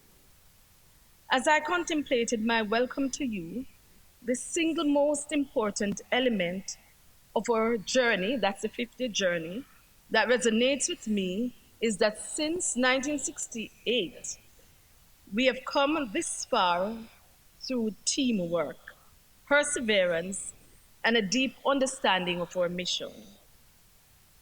I believe it is an understanding rooted in the fact that the exchange's success is not singularly for shareholders, the government, or the financial community, but for the entire Jamaica. I did not have to go very far to find a poem, a quotable quote, or the words of some famous author to communicate what has been our reason for being for over these 50 years, as our jingle that one hears when you call the stock exchange says it all. 50 years of practicing transparency, integrity, and efficiency to protect and advance stakeholders' welfare, the Jamaica Stock Exchange. I know many people are familiar with that jingle. JSE for you and me, benefit from listing and investing, Jamaica Stock Exchange. This is a call that we have been making over the years to encourage investors, to encourage companies, to encourage Jamaica to see the stock exchange as the vehicle for wealth creation. It is through these principles and the rallying cry that we have weathered the storm and embraced the victories of being resolute and militant and becoming the Jamaica Stock Exchange triumphant in accomplishments, especially that of being named the best performing exchange globally for 2015 and 2018.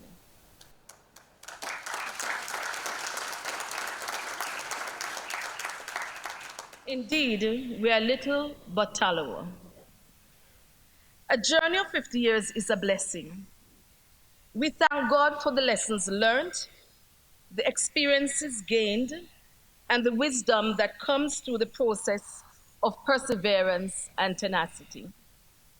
From a paper-covered meeting table at the Bank of Jamaica to an efficient computer-based network system that is linked into an electronic trading platform where transactions are automatically matched and settlements are processed in a paperless environment. And to our credit, we did that before the New York Stock Exchange.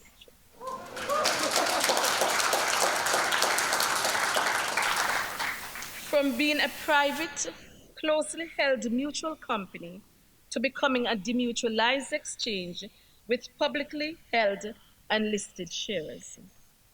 We have consistently made progress, and our highest points were when we demutualized and listed our shares on April 1, 2008, and July 23, 2013, respectively, and when we launched the junior market on April 1, 2009. I paused for that because I think it was a signal moment.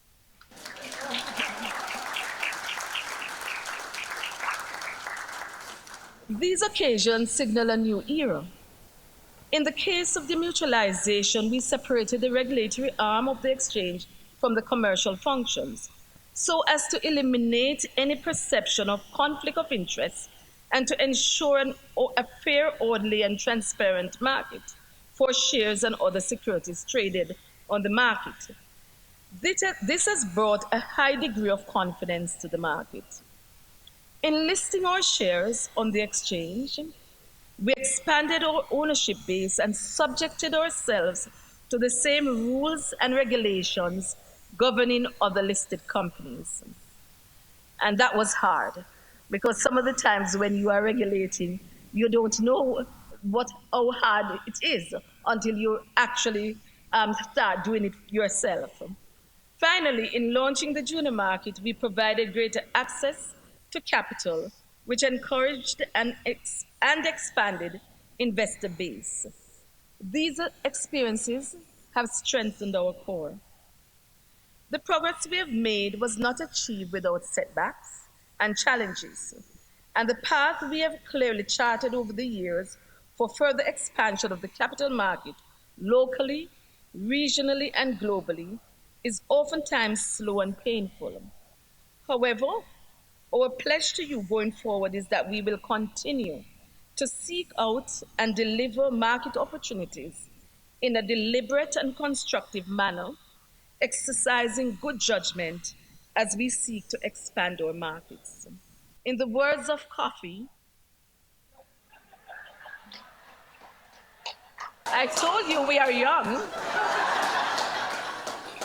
Gratitude is a must. We thank God for the journey, the earnings, and just for the plus. Gratitude is a must. Once again, welcome. I invite you to enjoy the rest of the evening's proceedings.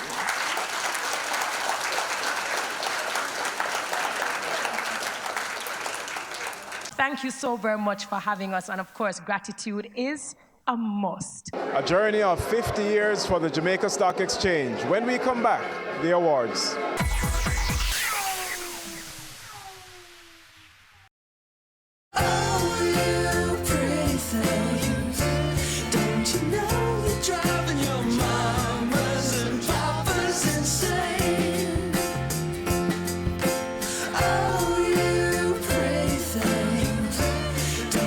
Great design is not only how things look, but also how well they work.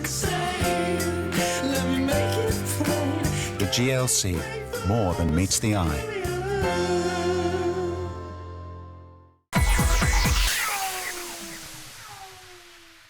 So we have now come to the awards presentation segment, and I invite the great Mr. Michael Anthony Cuff to join me on stage, and together we'll present the awards, which will be done in 3 categories. Please make him welcome.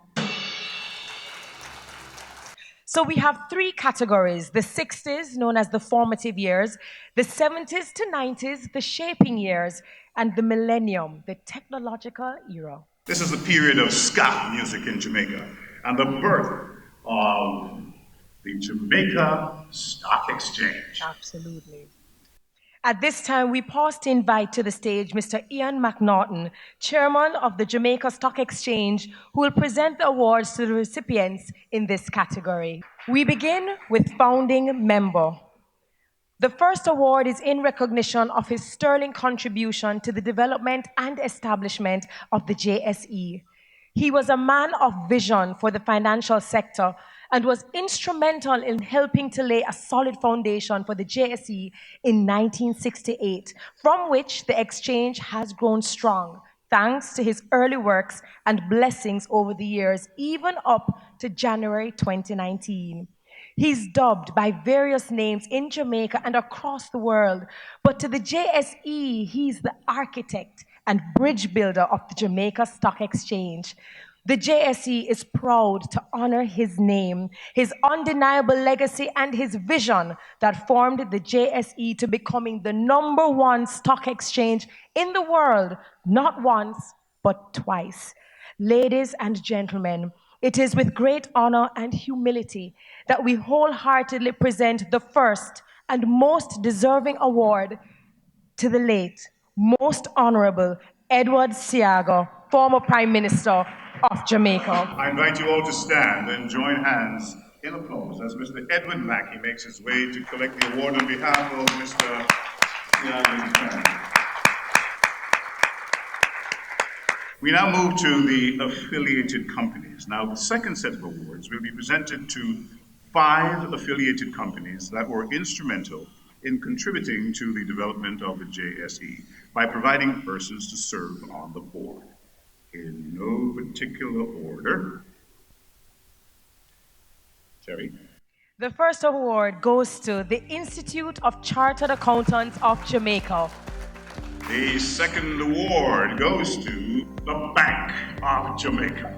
And the third award, the Ministry of Finance and the Public Service. And award number 4 goes to the Private Sector Organization of Jamaica. We move to the next category, listed companies since inception. The third set of awards will be presented to 6 companies that have been listed on the exchange since inception. in ranking order of seniority. The first award goes to Panjam Investments Limited. The second award goes to, I knew this organization, but it was just called the Bank of Nova Scotia Jamaica Limited. Now, these days, Scotia Bank, Jamaica Limited. The third award goes to the Caribbean Cement Company. Award number 4 goes to Carreras Limited. And the fifth award goes to Salado Foods Jamaica Limited. So the sixth award will be given to the Cleaner Company Limited.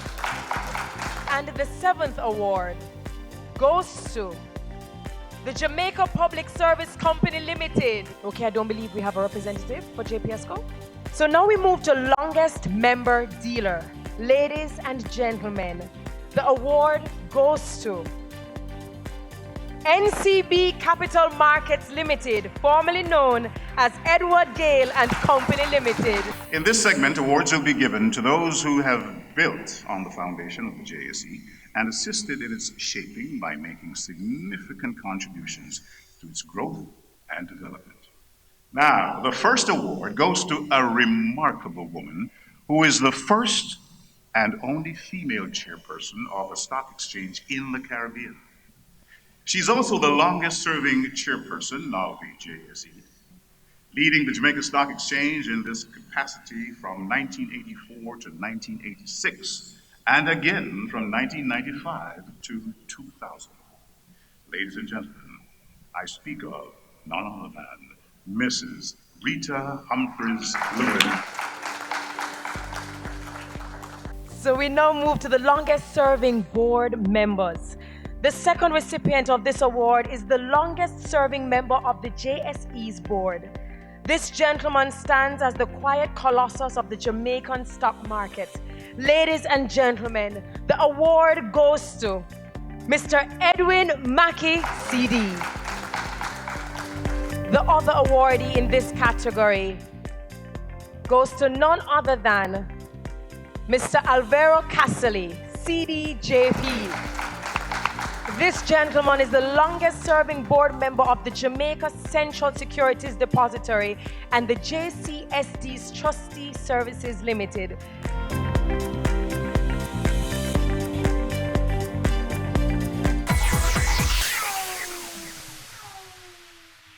Do you want more experience from your SUV? Introducing the 2020 Nissan X-Trail with leading-edge technology, intelligent ride and chassis control, a round view monitor, and Hill Start Assist for confidence behind the wheel, plus auto headlights and panoramic sunroof. Drive the SUV with more experience. The Nissan X-Trail, available today at Fidelity Motors.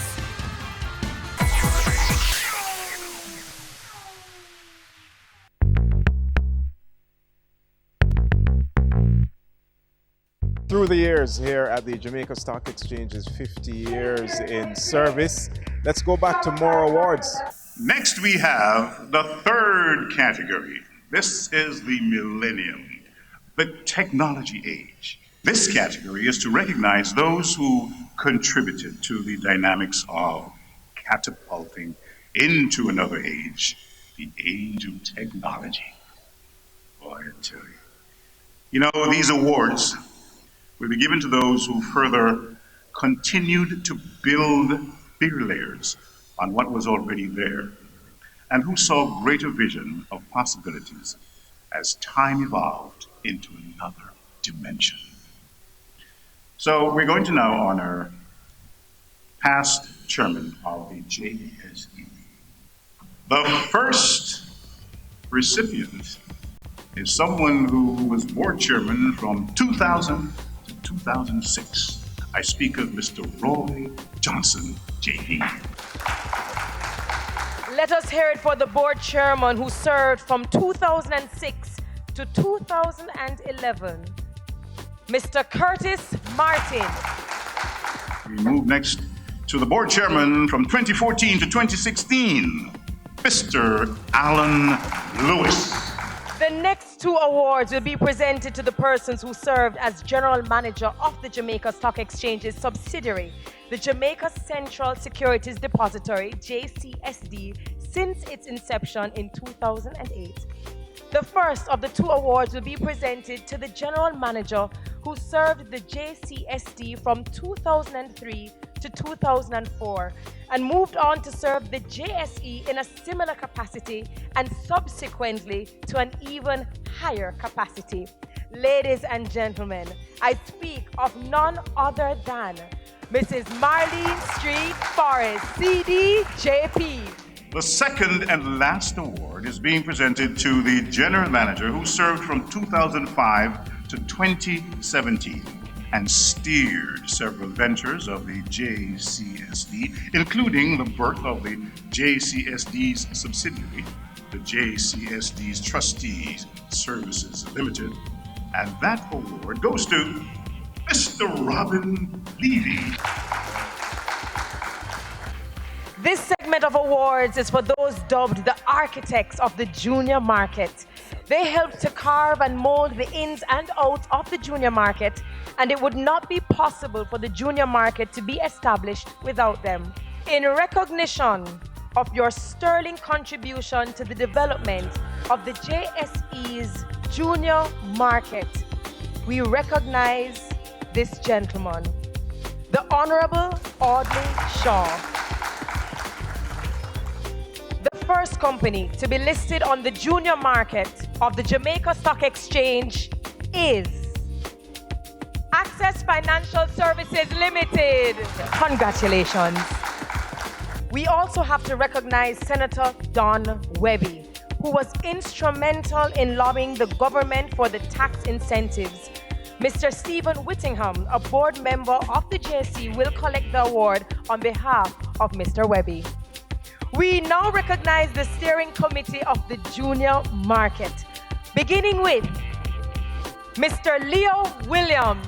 We'll move to another Williams, Mr. Christopher Williams. He is followed by Miss Judith Ramlogan.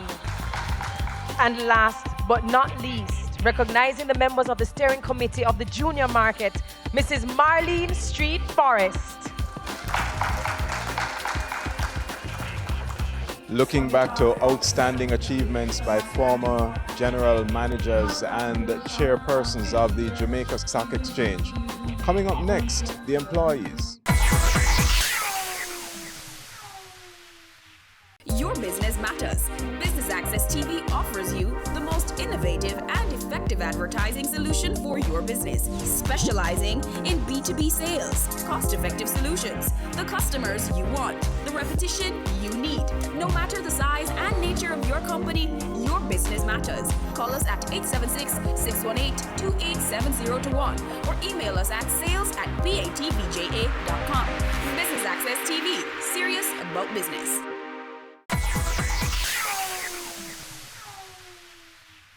You know, ladies and gentlemen, no organization can be built without the employees' contribution. And tonight, the Jamaica Stock Exchange takes great pleasure in recognizing its employees that have contributed to building the stock exchange over the years, which has led to the company receiving numerous awards and recognition, locally and globally. And for the stock exchange being named not once, but twice, in 2015 and in 2018, as the best performing stock exchange in the world. Ladies and gentlemen, please put your hands together for the staff of the JSE for contribution to the stock exchange 25 years and counting. This award goes to Mrs. Charlotte Eddie Newton for contribution. This now is for JSE 20 years and over. Number one, Mrs. Doreen Parsons Smith. Next we have Mrs. Suzette White. As we welcome our next recipient, Miss Suzette Price. Let's make welcome Miss Michelle Serdar. Up next, Mrs. Annette Ferran-Hedman. JSE has benefited Hanson tremendously under her guidance and direction. I speak of none other than the inimitable Mrs. Marlene Street Forrest. So we move on to the recipients, and we honor them for their contribution to the exchange 15 years and over. Beginning with Miss Suzette McNaught. The next recipient in this category is Miss Ricalia Robb. Our next recipient is Mr. Byron Winter. He is followed by Mr. Neville Noble. And closing out the category 15 years and over is Miss Tracy Winter. So we move now to the contributors to the stock exchange 10 years and over. We begin with Mrs. Cadil McNaught Hermit. Let us hear it for Mr. Andre Tulloch. And he is followed by Mr. Neville Ellis. Let us hear it for Mrs. Angela Bailey. Mr. Michael Johnson. And rounding out this category 10 years and over is Miss Monia Hibbert. Terry, I'm going to give you pipes of rest while I just take over here for the next category of JSE 5 years and over.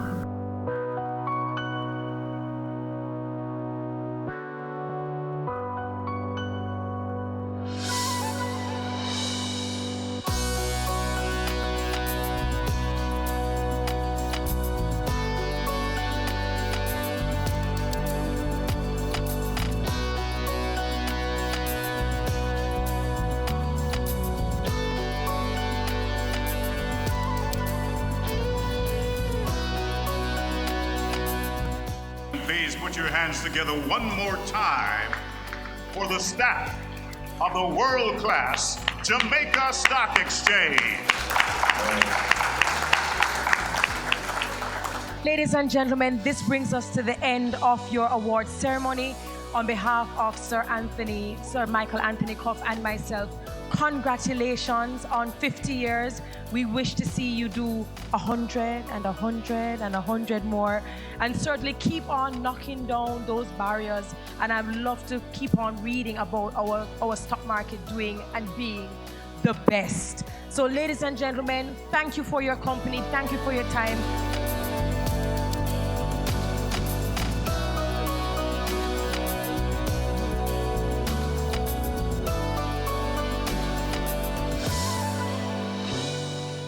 We're with General Manager of the Jamaica Stock Exchange, Marlene Street Forrest.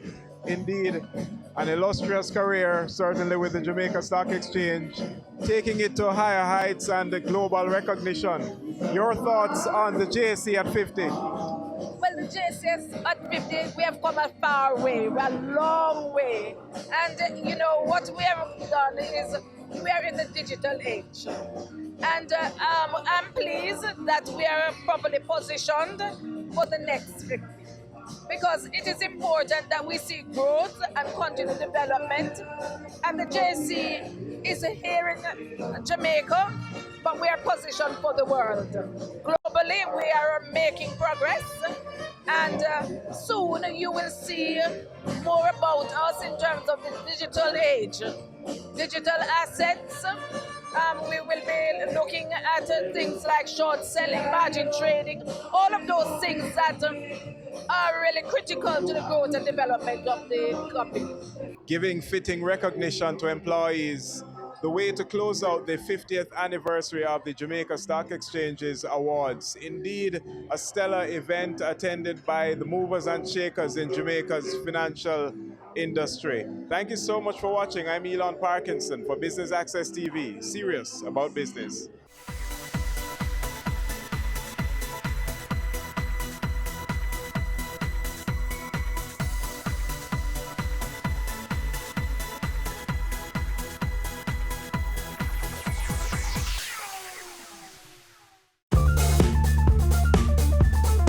I'm Usain Bolt, the fastest man in the world, and you're watching Business Access.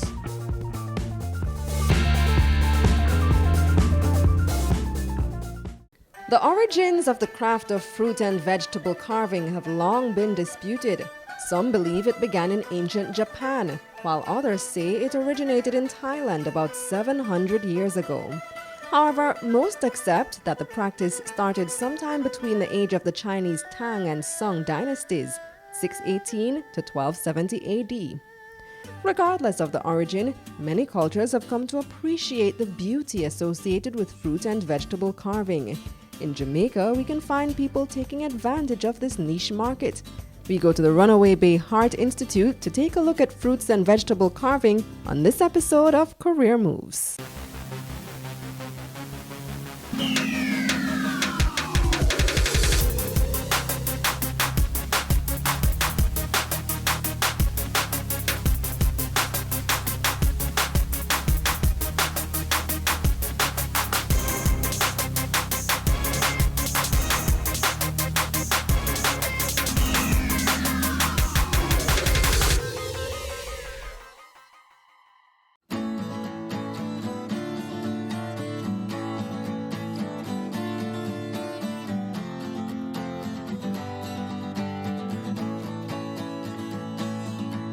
I am Janet Dyer.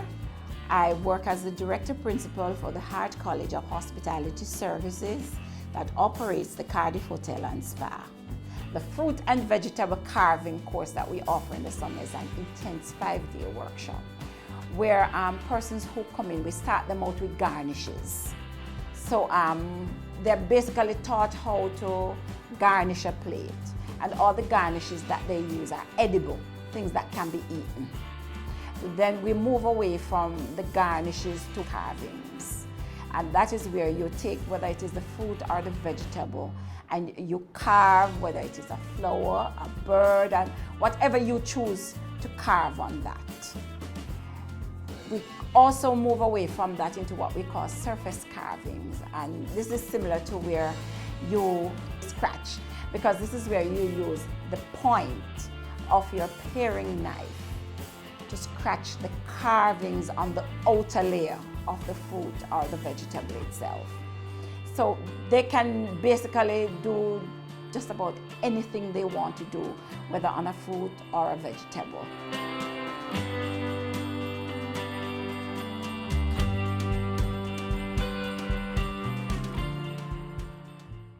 There are certain qualities that a fruit and vegetable carver must develop. Janet Dyer emphasizes what may be the most important attribute. The person must have an eye for detail. You must be very imaginative, because if you can't imagine, you can't draw. And once you're able to do that, you're able to basically transfer those imaginative thoughts to whatever article you're putting it on, whether it is going to be a watermelon, a pumpkin, an orange, a cucumber, a carrot. One of the ones that always fascinates me is how they use the carrot to do the dragon. I teach fruits and vegetable carving, and that is one of the areas that I still am fascinated with when it comes to getting those things done. The art of fruit and vegetable carving has been modified when it comes to presentation. There are some things that must be taken into consideration for the best effect. In food styling, there are 4 things that you have to look at. Yes, you have to look at height, you have to look at breadth, you have to look at the color of the plate, and the colors of the food that you are going to put together. Because you have to remember, even in fashion designing or anything, how you blend your colors, how you contrast your colors is very important. So you cannot take a floral plate and then use multiple colors on that plate. And it's the same thing, you have a white plate or a solid colored plate. You have to know the colors that contrast with the plate, which is the foundation. and then to build the height and the breadth of the presentation. So when it goes out there, you're looking at a work of art.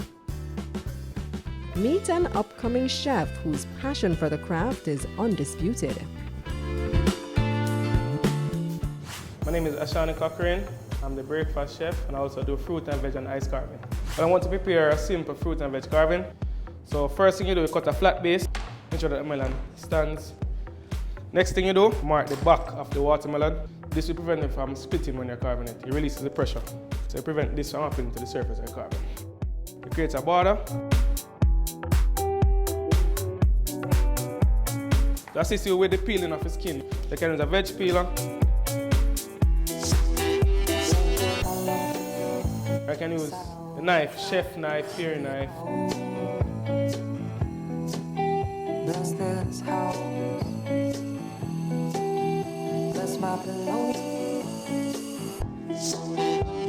We're using basically those 3 knives. The chef knife, you have our pointed tip. This is a carving knife and this is a Thai carving knife. I specialize that to do fruit and veg carving. I'm also use it to do cheese. So this knife is very thin and flexible, so it can make precise cuts. What you're going to do is you're going to find the center of a watermelon to create a simple rose. Draw your circle. So you cut at an angle, around 1/4 inch to 1/2 inch deep. Create your circle. Carving is just about repetition of cuts. So if you cut, just cut behind it and the pattern will appear.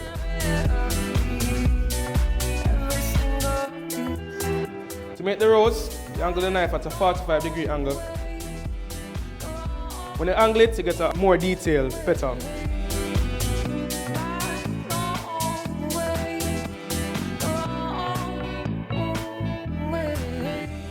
You can see there we have a simple rose. You can draw the letter V for beginners until you can get the more detailed petal. So we start at the base of the rose, same 1/4 inch depth. So do that right around.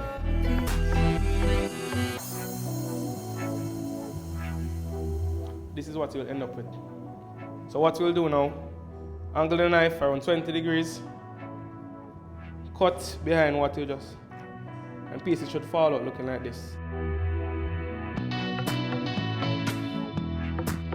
This should give the petals a lift, allow it to look more realistic.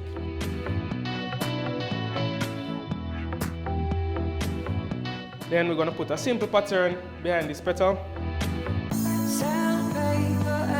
So what we do, so you twist the knife while it cuts right around. Here's where you go a little bit bigger with the petals.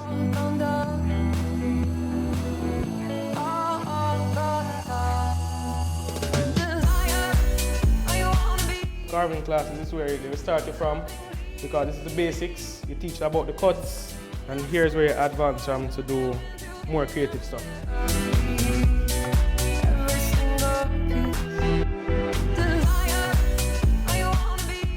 We take students from 17 to the grave. We have had persons here as old as 65. It's season 12, and Wealth Magazine Business Access is here to keep you business savvy. With an impressive mix of some of Jamaica's most inspiring business moguls, we continue to keep Jamaica informed, empowered, and ready to dominate. Tune in Sundays at 5 p.m. only on BATV. You're watching Business Access. Business Access. Business Access. Business Access TV. Serious about business.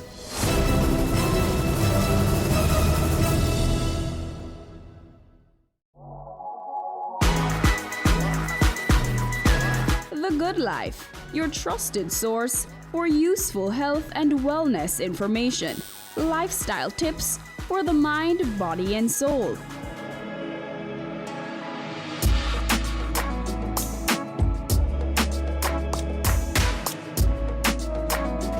Tune in Tuesdays at 8:30 p.m. on Business Access TV.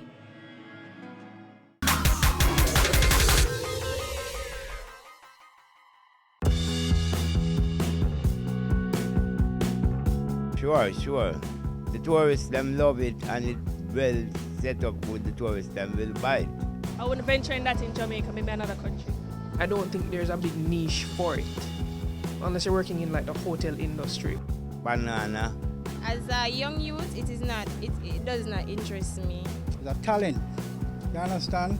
So a man can keep doing it to reach at different levels. Mango. And it's good for young people because you can show your skill, get recognition, and as well be a young entrepreneur. I don't even know what's the market for that or who would even entertain people like that. It's a risk. Orange. It's a really good career because people can be paid for something that they're really good at. Plus, it's really creative. I don't see the sense because when you design the food, it's still got to eat up and mash up in your belly, so it doesn't make sense. Yes, but it's only for, I think it's the hotel industry alone. Melon. I think there's a viable industry because there are a lot of vendors nowadays that are selling fruits and vegetables, and it's just a creative way to get your product out there more. Fruits and vegetables is an international thing. It wouldn't be marketable, so I wouldn't really agree with that. All of those things, the tourists them like it.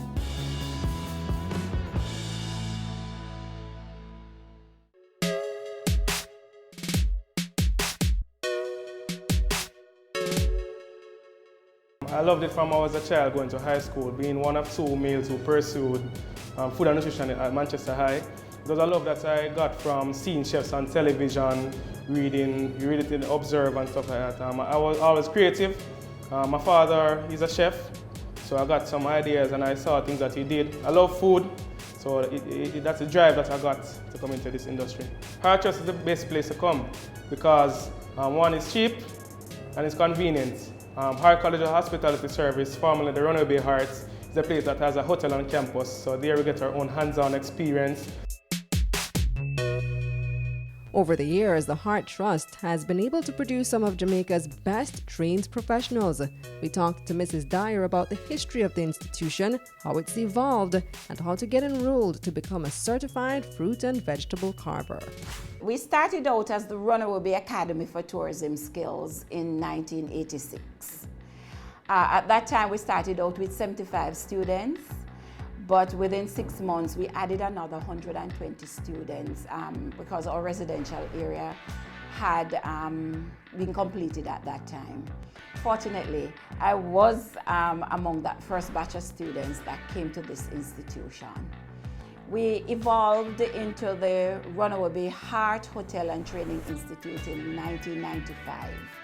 And at that time, we also moved away from offering just level 1 to the addition of level 2 programs. Our level 2 programs at that time involved housekeeping, food and beverage service, front office, and our culinary program. The first level 2 culinary program that we offered was the Commis-Chef program. And with the Commis-Chef program, the students were expected to learn aspects of fruits and vegetable carvings. The Commis-Chef program is offered in maybe about 13 of our Hart institutions. We have 26 Hart institutions, but they are not all hospitality institutions.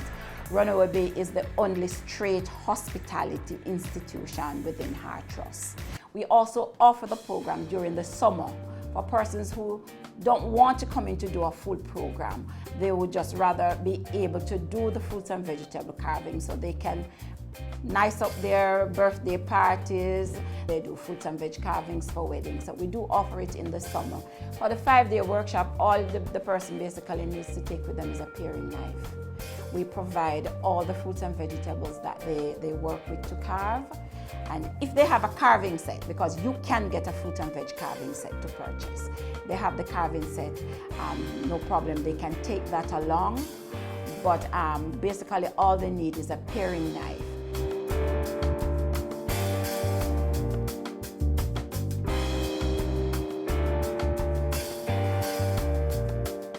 The cost of that course, well, I can't tell you what it's going to be for this summer with the inflation and everything, but we normally charge $6,500 for that course because we provide everything that they work with.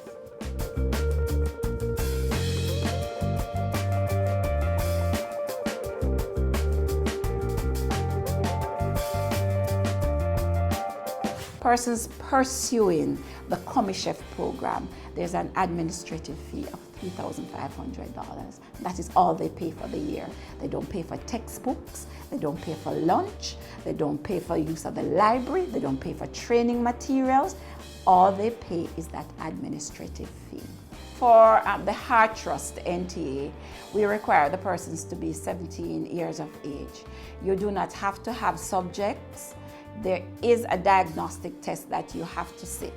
The diagnostic test is not to say whether you have passed or failed. It tells us where you are in the system and where we can place you. Even if a student who does the test does not get the required markings to move into a heart institution, the Heart Trust NTA have facilities in place where they will work with those persons to get them up to the level where they are reading and doing arithmetic at least the 9th grade level to move into a heart institution. We take students from 17 to the grave. We have had persons here as old as 65 who have come into the institution for training. If you have CXCs, you do not do that test. You move directly to our interview listing. You must be interviewed to enter the institution. Because the hospitality industry, we have to ensure that persons who go into that industry are persons who have the aptitude for hospitality. Because if you don't, it's going to be futile.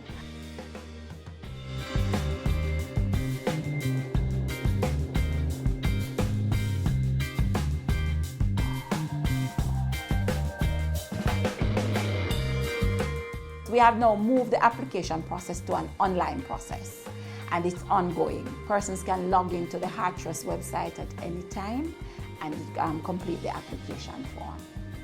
If you are not able to do that, you can walk into any of our employment facilitation services offices or our regional offices, and we have persons there who will assist persons in going online and completing their application. What a lot of persons do not understand is that people eat with their eyes. And if something is not beautifully presented, I am not going to eat it. Have you seen it? It's BATV Live. Live streams of business news weekdays at 7:30 p.m. Stay on point Thursdays at 8 p.m. with our Business Current Affairs show. And Weekend Business Report Saturdays at 7:30 p.m. Wherever you are. Log on to our Facebook page at Business Access TV or visit our website at batvja.com. Live and at your fingertips. Business Access TV. Serious about business. Your business matters. Business Access TV offers you the most innovative and effective advertising solution for your business, specializing in B2B sales, cost-effective solutions, the customers you want, the repetition you need. No matter the size and nature of your company, your business matters. Call us at 876-618-2870 or email us at sales@batvja.com. Business Access TV. Serious about business.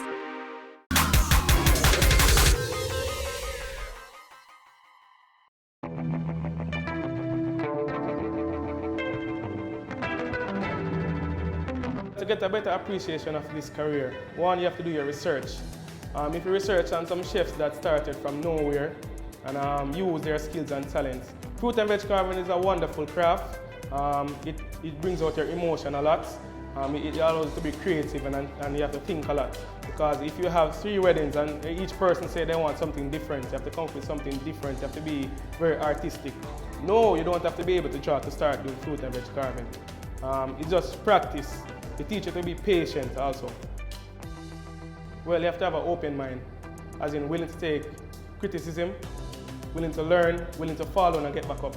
Because I didn't start here. Where I started was simple flowers where people used to laugh after me and say, oh, that don't look like a flower. But now I can say, yes, I'm proud that after persistence and sticking to what I love, I'm able to do more things than even persons then are able to do now. My experience has a lot of ups and downs. Coming into an industry that you have to be fast-paced, you have to be on your feet for long hours, you have a lot of tasks to do, multitasking, getting burns and cuts and people laughing after you when you do something wrong at times. But at the end of the day, it's a love that you have for your career that you bring you through. It gives you a lot of experiences and also allows you to meet a lot of persons. There's money to be made from fruit and veg carving, or garmager as it's professionally called. Especially, I said, you have to market yourself. You have to show people what you can do. There are a lot of weddings in Jamaica. They want the fruit and veg carving to make their event different. So if you tap into that market, surely you can make a lot of money. If you also invest into having your own business card and having your own catering company, or you do joint venture with hotels and catering companies, you can make a lot of money out of it. Well, if you're going to consider this career as a chef, especially as a garmager, you have to read a lot, do a lot of research. Make sure you love it, because a lot of times you'll be discouraged, persons will bring you down. It takes you more than the frying planting at home to creating more delicate items, a lot of desserts. You have to, if you love fruit and veg carving especially, practice drawing, man. It's a starting block. Once you start, you can make a difference.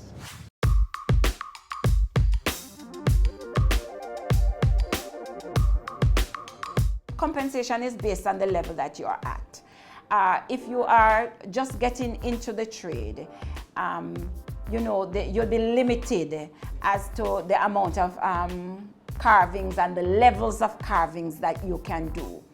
But the person who is a full-fledged carver, who becomes a stylist, there are mega bucks out there to be had in those, because these are specialist careers.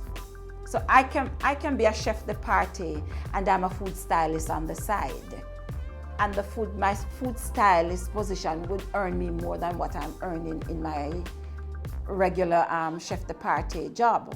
It depends also on where you work. You have persons out there who have done it, who have gone out to work as entrepreneurs. They go out and they work as carvers for weddings. A lot of them end up becoming food stylists. So they would go from event to event, and all they would do is do the fruits and vegetable carvings for those events. And just to note that the food stylist is one of the most, even though it is emerging now, is one of the most sought after persons in the culinary world at this time. The person who is a specialist carver, he works maybe an hour, 2 hours at most to get his carvings out of the way, and he's paid and gone to another job. What a lot of persons do not understand in culinary is that people eat with their eyes. And if something is not beautifully presented, people are not going to eat it. And it is mostly used within culinary. So persons outside of the hospitality and restaurant industry really do not have an appreciation for fruit and vegetable carving. The challenges working in the hotel, I don't envisage a lot of challenges there, because it becomes part of their function in the hotel. On the outside, working independently, I think the major challenge is persons' appreciation for the work that they do. A lot of persons who are not able to appreciate what they do will try to say it's not worth it, it's not this, it's not that. But I think that is the major challenge that persons would face.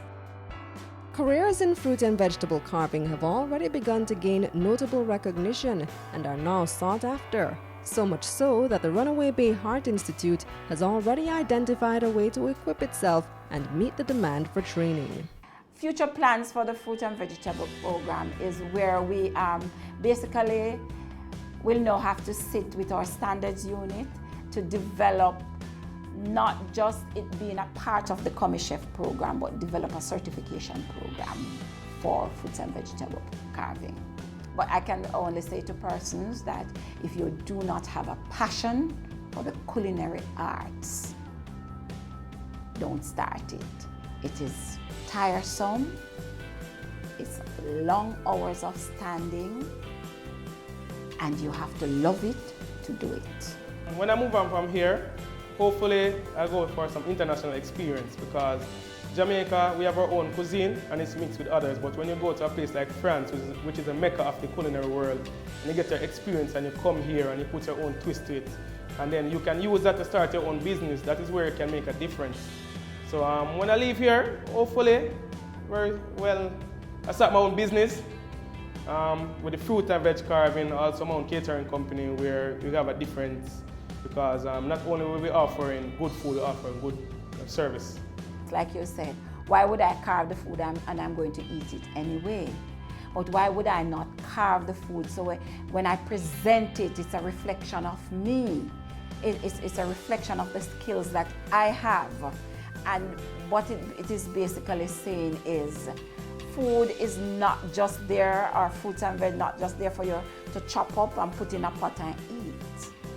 There is beauty in it. And until persons can appreciate the beauty of culinary, of food, of fruit and vegetable carving, they will not understand that if my eyes can't appreciate it, my stomach won't.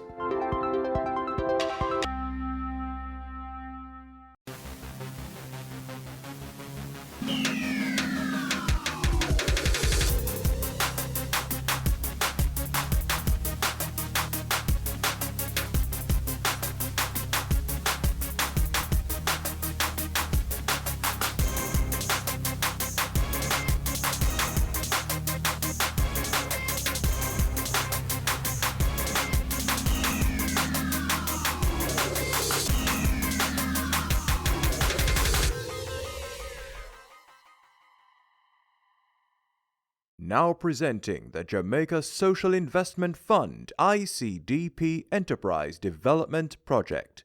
Entrepreneurial Grant Business Pitch. This project is a $100 million grant that's seeking to target 50 small and micro business enterprises and give them training, capacity development, equipment, permits and license towards the development and the viability of their business. We have made a call for proposal in March of this year for entrepreneurs to submit for the opportunity to receive a grant between $1 and $5 million. We received more than 500 applications, and so we have now shortlisted them to 100. So we've invited that top 100 applicants here today, and they're going to have to pitch their business idea to a panel, and of the 150 will actually transpire and win the opportunity for the grants. One of the primary objectives of what we're doing here is employment.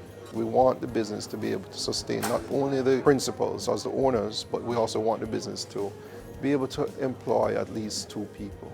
The next part of it, as we do in all of our projects like this, is it provides a learning instrument of how we can engage small and micro enterprises and take them to the next level. Why we're doing this rigorous process because we want to identify the best potential entrepreneurs for this project. And keep in mind that we are speaking about a loan, so we want to ensure that applicants are committed and that from a sustainability point of view, that upon receiving the support from JSIP, that in 2 or 3 years, the enterprises will still be operational and the broader objective of the project would be achieved. Once we have now equipped them and they should be ready to start their production line going, we'll then have a mentorship component.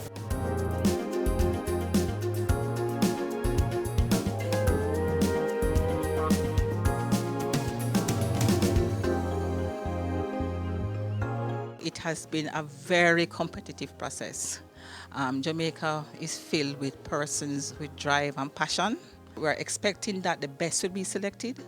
And then for those who are not successful, we are also hoping to link them to other providers of services, because I'm telling you today, from what I've seen, it is an excellent, excellent, excellent opportunity.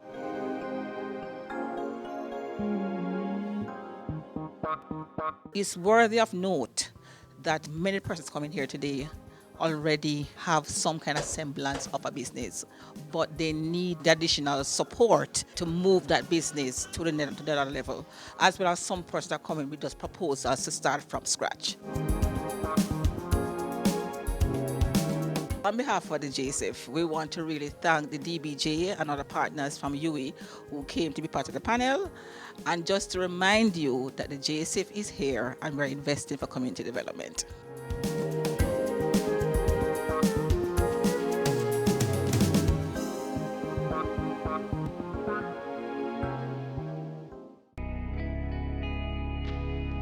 Our women are the backbone of our society. They deserve to be protected and respected. Domestic violence is not okay.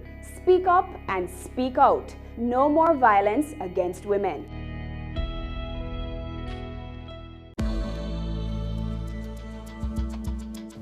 Did you know that the average person walks around with 10 to 20 pounds of fecal matter in their colon? Sounds unreal? Well, you've tuned into the perfect episode of The Good Life with your host, Amita Prasad Webb. You'll learn all about colon cleansing today.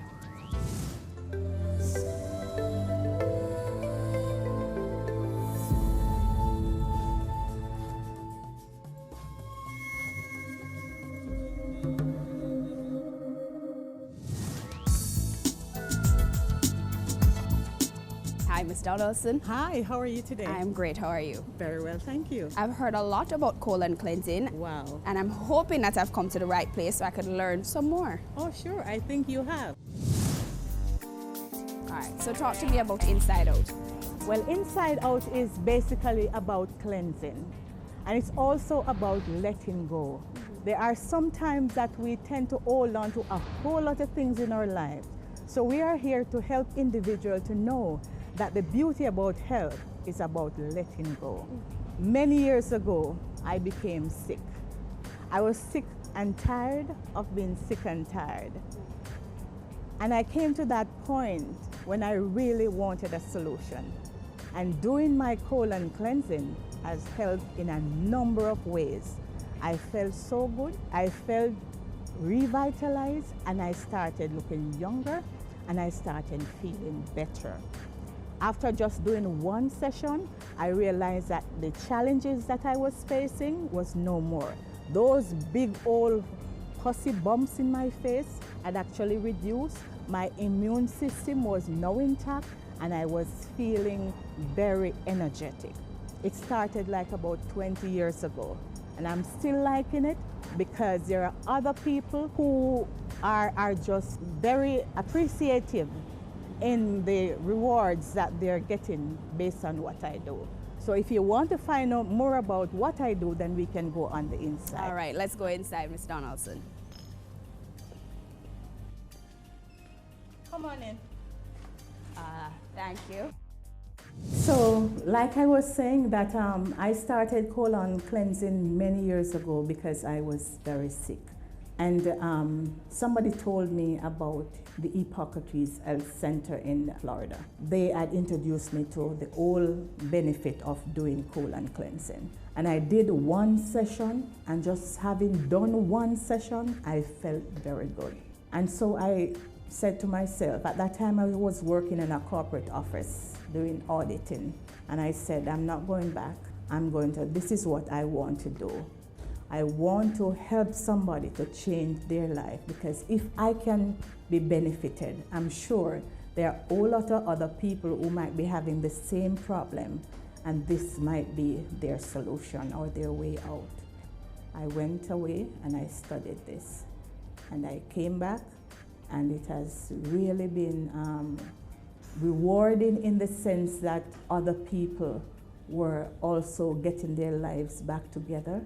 They were feeling better, they were looking younger, and they were now testifying that this whole modality is very useful.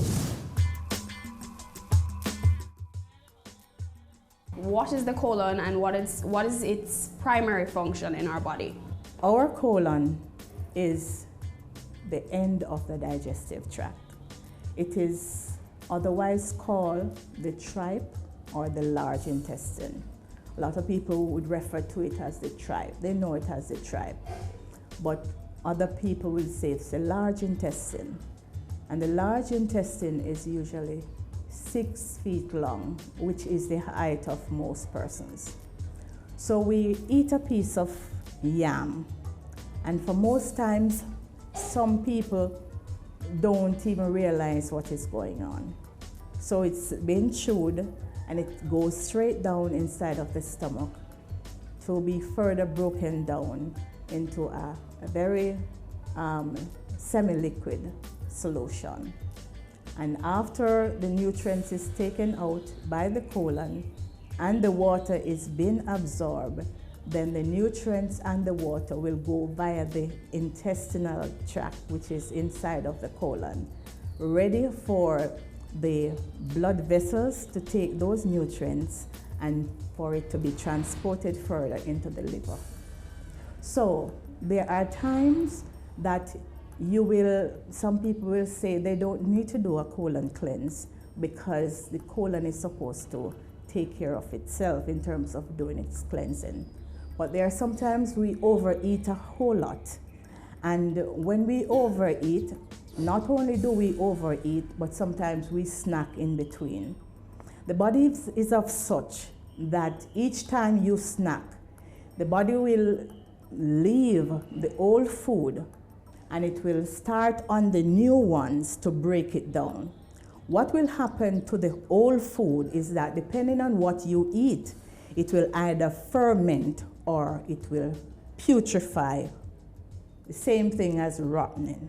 We are saying that if the colon is supposed to clean itself, there are sometimes because of what we eat, then the colon is not able to clean everything in entirety. So give me some examples of foods that would ferment in the body. It's the carbohydrates that we eat that will ferment, and the protein would rot. And as Jamaicans, we eat a lot of carbs. We eat a lot of sweets, a lot of pastries and these things.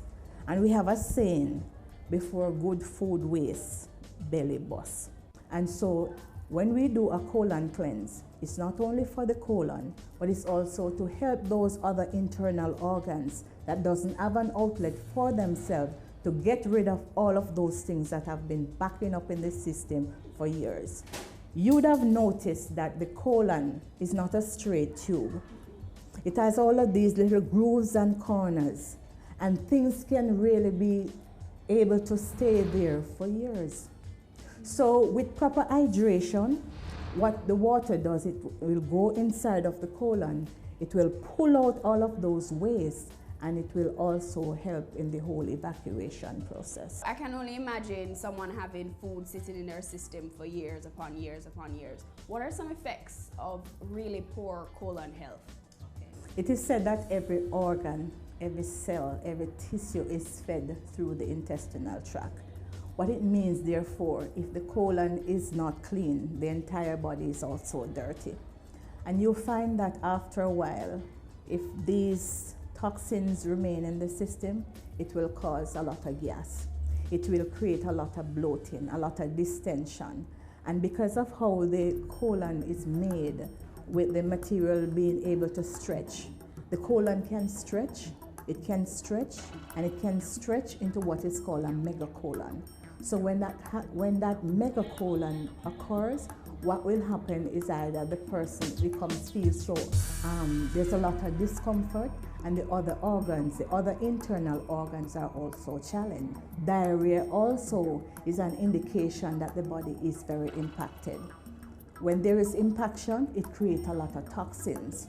Toxins can cause weakness in the heart. It can cause joint pains. It can also affect the kidneys. It affects the heart, the liver, and all of these other internal organs. The pancreas that produces the hormones. You mentioned a lot about diarrhea, but I noticed you didn't say anything about constipation. Is constipation an effect of poor colon health? Oh, sure, it is. And by and large is why I see a whole lot of people. There are 3 types of constipation. Okay. There is drug-induced constipation. That one comes about as a result of taking some medication and not taking enough water. Mm-hmm. There is also the common constipation, which comes about because we might not do enough exercise or we might not take enough fiber. And you might want to know that fiber is the colon's best friend. But the more serious constipation is the constipation that is called concealed constipation. You go to the toilet and you do a little much. Okay. Yeah? But there is a whole lot that is left on the inside. Mm-hmm. And it keeps backing up and it keeps backing up until one day there's a pain somewhere around here, or there is bloating or distension. and you find out that eventually you're not able to go. And some people say that they're having good bowel movement. If you're not having like 10 inches of stool at one point, you are constipated, right? How do we guard against constipation? You need to ensure that you're taking enough water. Not all of us can take a lot of water at the same time, but gradually you can start with some maybe like coconut water until you're able to acquire the taste, because some of us don't like water taste. And 70% of the activities in the body is done through water. So we should ensure that we're taking our water.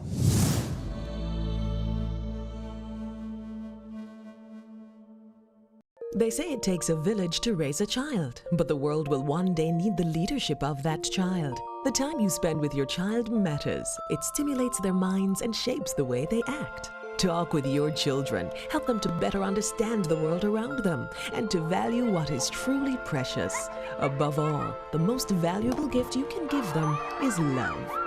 Play, talk, teach, love. Take the time. It makes all the difference. A message from the Parenting Helpline and Ad Council Jamaica. It's season 12, and Wealth Magazine Business Access is here to keep you business savvy. With an impressive mix of some of Jamaica's most inspiring business moguls, we continue to keep Jamaica informed, empowered, and ready to dominate. Tune in Sundays at 5 p.m. only on BATV. You're watching Business Access. Business Access. Business Access. Business Access TV. Serious about business.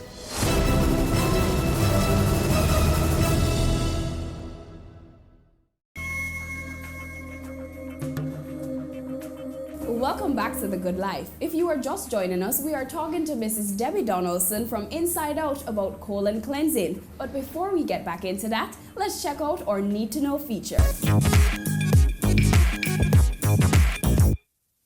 This week we're exploring colon cleanse on The Good Life. Here are some things you may need to know. It can take anywhere from 12 to 48 hours for the food that you've eaten to make its way through the colon. Factors that affect transit time include race, gender, typical diet, and the amount of physical activity. Your colon absorbs about a quart of water each day, so drink up. The colon is full of microorganisms known as microbiota. Because of the important role they play in enhancing digestive health and immune function, the use of probiotics as supplement food has gained popularity. So if colon care is so important to our well-being, why isn't it stressed more for us to, take better care of our colons?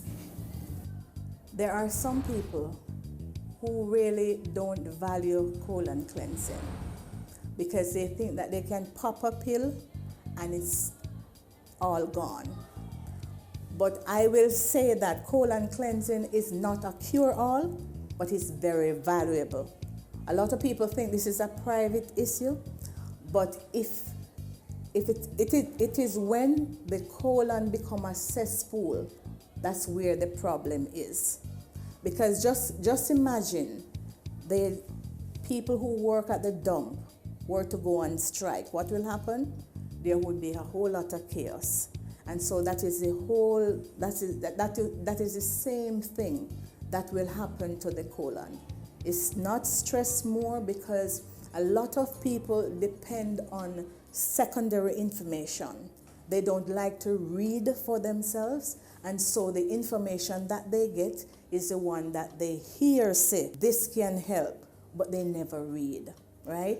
We have reached a situation, we have reached at a time in our whole experience in the world where people are now taking their health in their own hands. And they are making sure that they're reading the information for themselves and they are applying it to their daily lives. It's what you do with the information that you get that will help you. Talk to me about colon cleansing or the procedure that will be taking place today. Colon cleansing is a very valuable modality. It has been in existence since beyond the 1500 BC, where the Egyptians started using enemas. They used to use like little tubes to take care of the whole constipation process. But with modern technology, we have graduated into this whole sophistication of colon cleansing. What we do really is to use a sterilized, disposable speculum. And this is actually inserted by the rectum. It is inserted by the rectum, then it's attached onto our machine, and the water goes up into the rectum, it softens the stool, and then it's evacuated through the whole business of peristalsis. So it will create an urge to go, and then the feces will be evacuated. Now this process continues up to 45 minutes, during which time the person is properly draped. We make sure that they are very comfortable, and at the end of it, they will be invited to use the toilet to empty out whatever is left inside of their bowel. All right, so the procedure I've just introduced to you, I would really like for you to experience it. Are you ready to have this whole new process? I'm willing to try.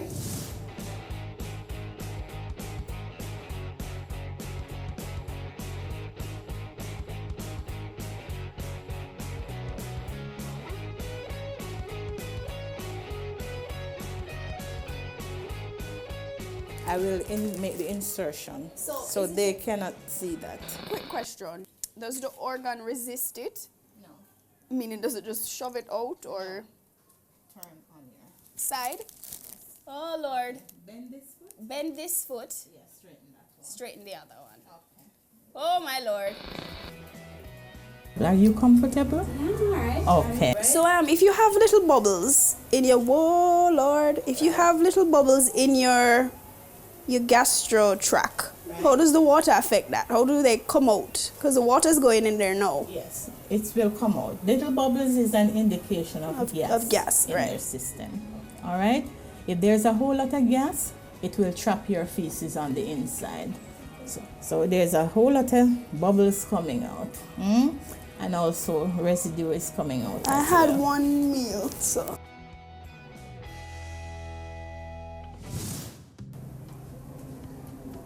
All right, so that is one bottle. What do you mean that is one bottle?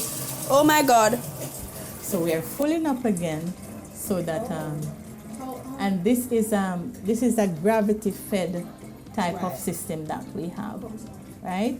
When the water comes from above and goes up, it tends to have it's more effective than if you were to have a pressurized system on it. How much water do you usually go through?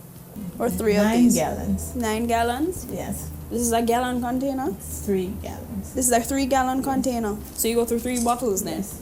Okay. The water is changing color. You're feeling all right.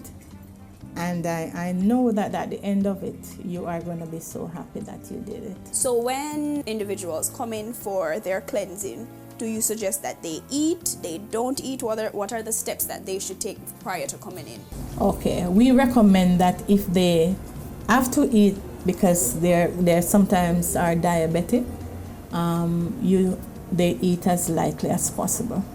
If not, they can always refrain from eating until after the colon session is done. After the colon session is done, then we recommend that they also eat as lightly as possible to introduce the foods again into the system. How young can a patient be?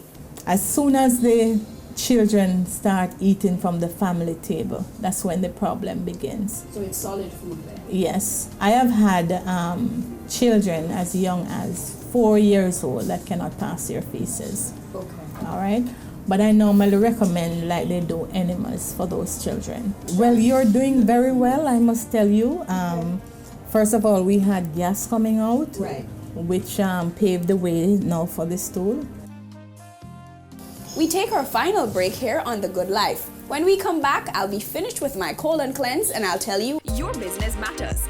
Business Access TV offers you the most innovative and effective advertising solution for your business, specializing in B2B sales, cost-effective solutions, the customers you want, the repetition you need. No matter the size and nature of your company, your business matters. Call us at 876-618-2870 or email us at sales@batvja.com. Business Access TV, serious about business.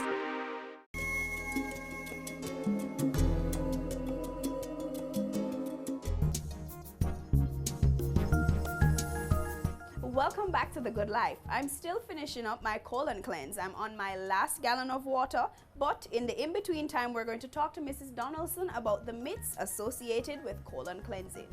Okay, so a lot of people are of the view that if they do colon cleansing, it can rupture the colon. I don't know what other people do, but I know what I do. And once you have a good therapist, somebody who is properly learned, somebody who has really been trained in the art, then we should have, once they have observed all of the indication and contraindications of colon therapy, we should not have any problem. A number of persons say they would have lost good bacteria. Yes, you would lose good bacteria. But if the body is overtoxic, sometimes persons might not have any good bacteria at all. Right. So it's always good for the persons to clean, and at the end of the cleansing, they can supplement with acidophilus. They can replace the good bacteria. And once you're eating your fruits and vegetables, you will automatically replace your good bacteria. Do you feel like you want to go now? I do. I really do. Okay, we are at the end of it. We're at the end? Well, thank you, Mrs. Donaldson. You're welcome. Hi. I see you have survived. Yes. How do you feel? I know I'm hungry. You're hungry? Yeah, I'm hungry. I feel a little lighter, but I think I'd probably have to wait the entire day out to see how I really, really feel. Okay. What are some things now that I should be doing now that I've gotten my cleanse? Right. Or some things I should watch out for? Okay. I want you to make sure as best as possible that you're taking a lot of water. Okay. All right, you need to hydrate yourself more and make sure that you're not eating and drinking at the same time. Okay. I also want you to make sure that you're exercising too. Okay. And you are eating on time and you are watching what your body is doing. Each time you go to the toilet, make sure that you look back at the color, at the size, and at the shape of the stool. It can tell you a whole lot of what is going on in the body. Okay. Yeah?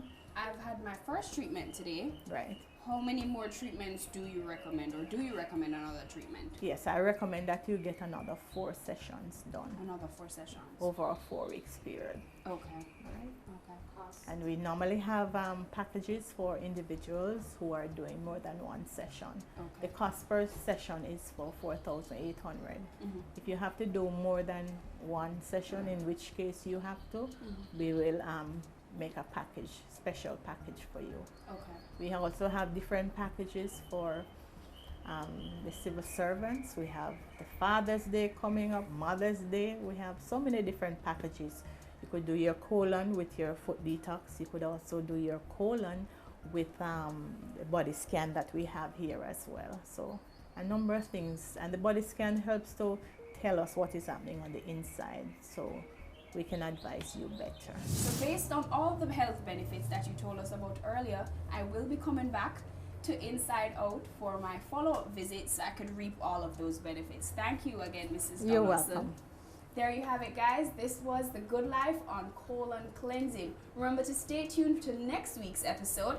And don't forget, the way to good health is paved with good intestines. Until next week, you've watched The Good Life.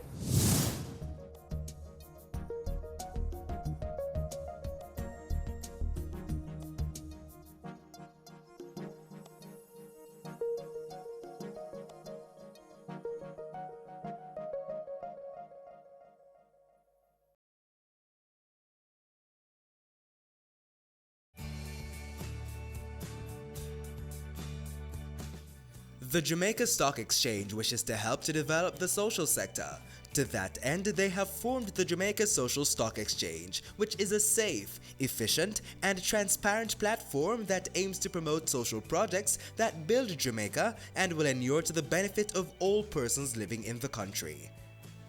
The Jamaica Stock Exchange is a company that encourages and mobilizes capital for the main market.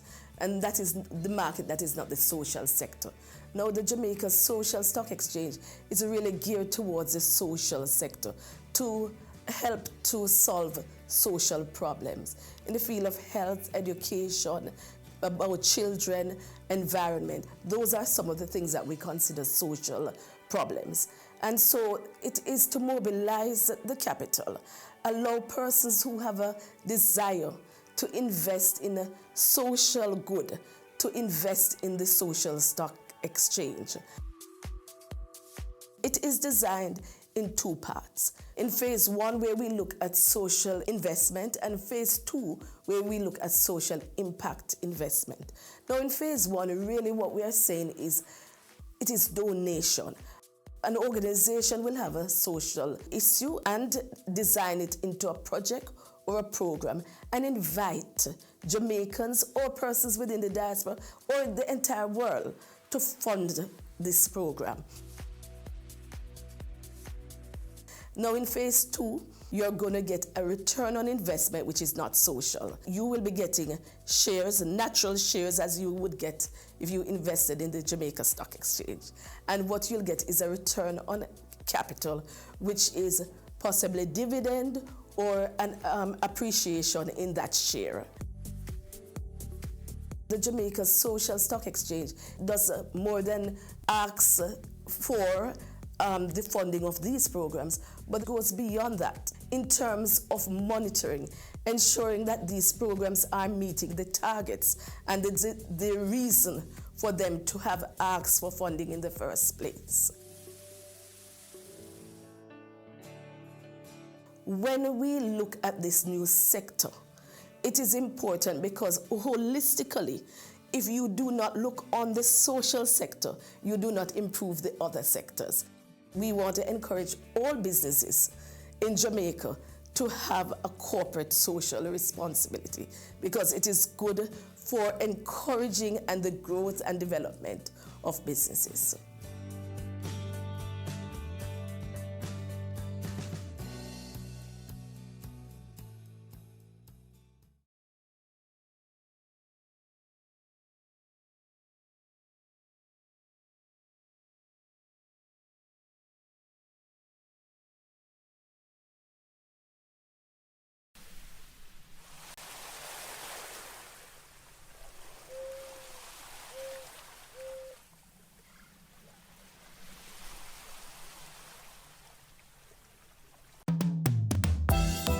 The Caribbean is a rich biodiversity hotspot. It has over 11,000 plant species, and about 72 of these are found only in this region.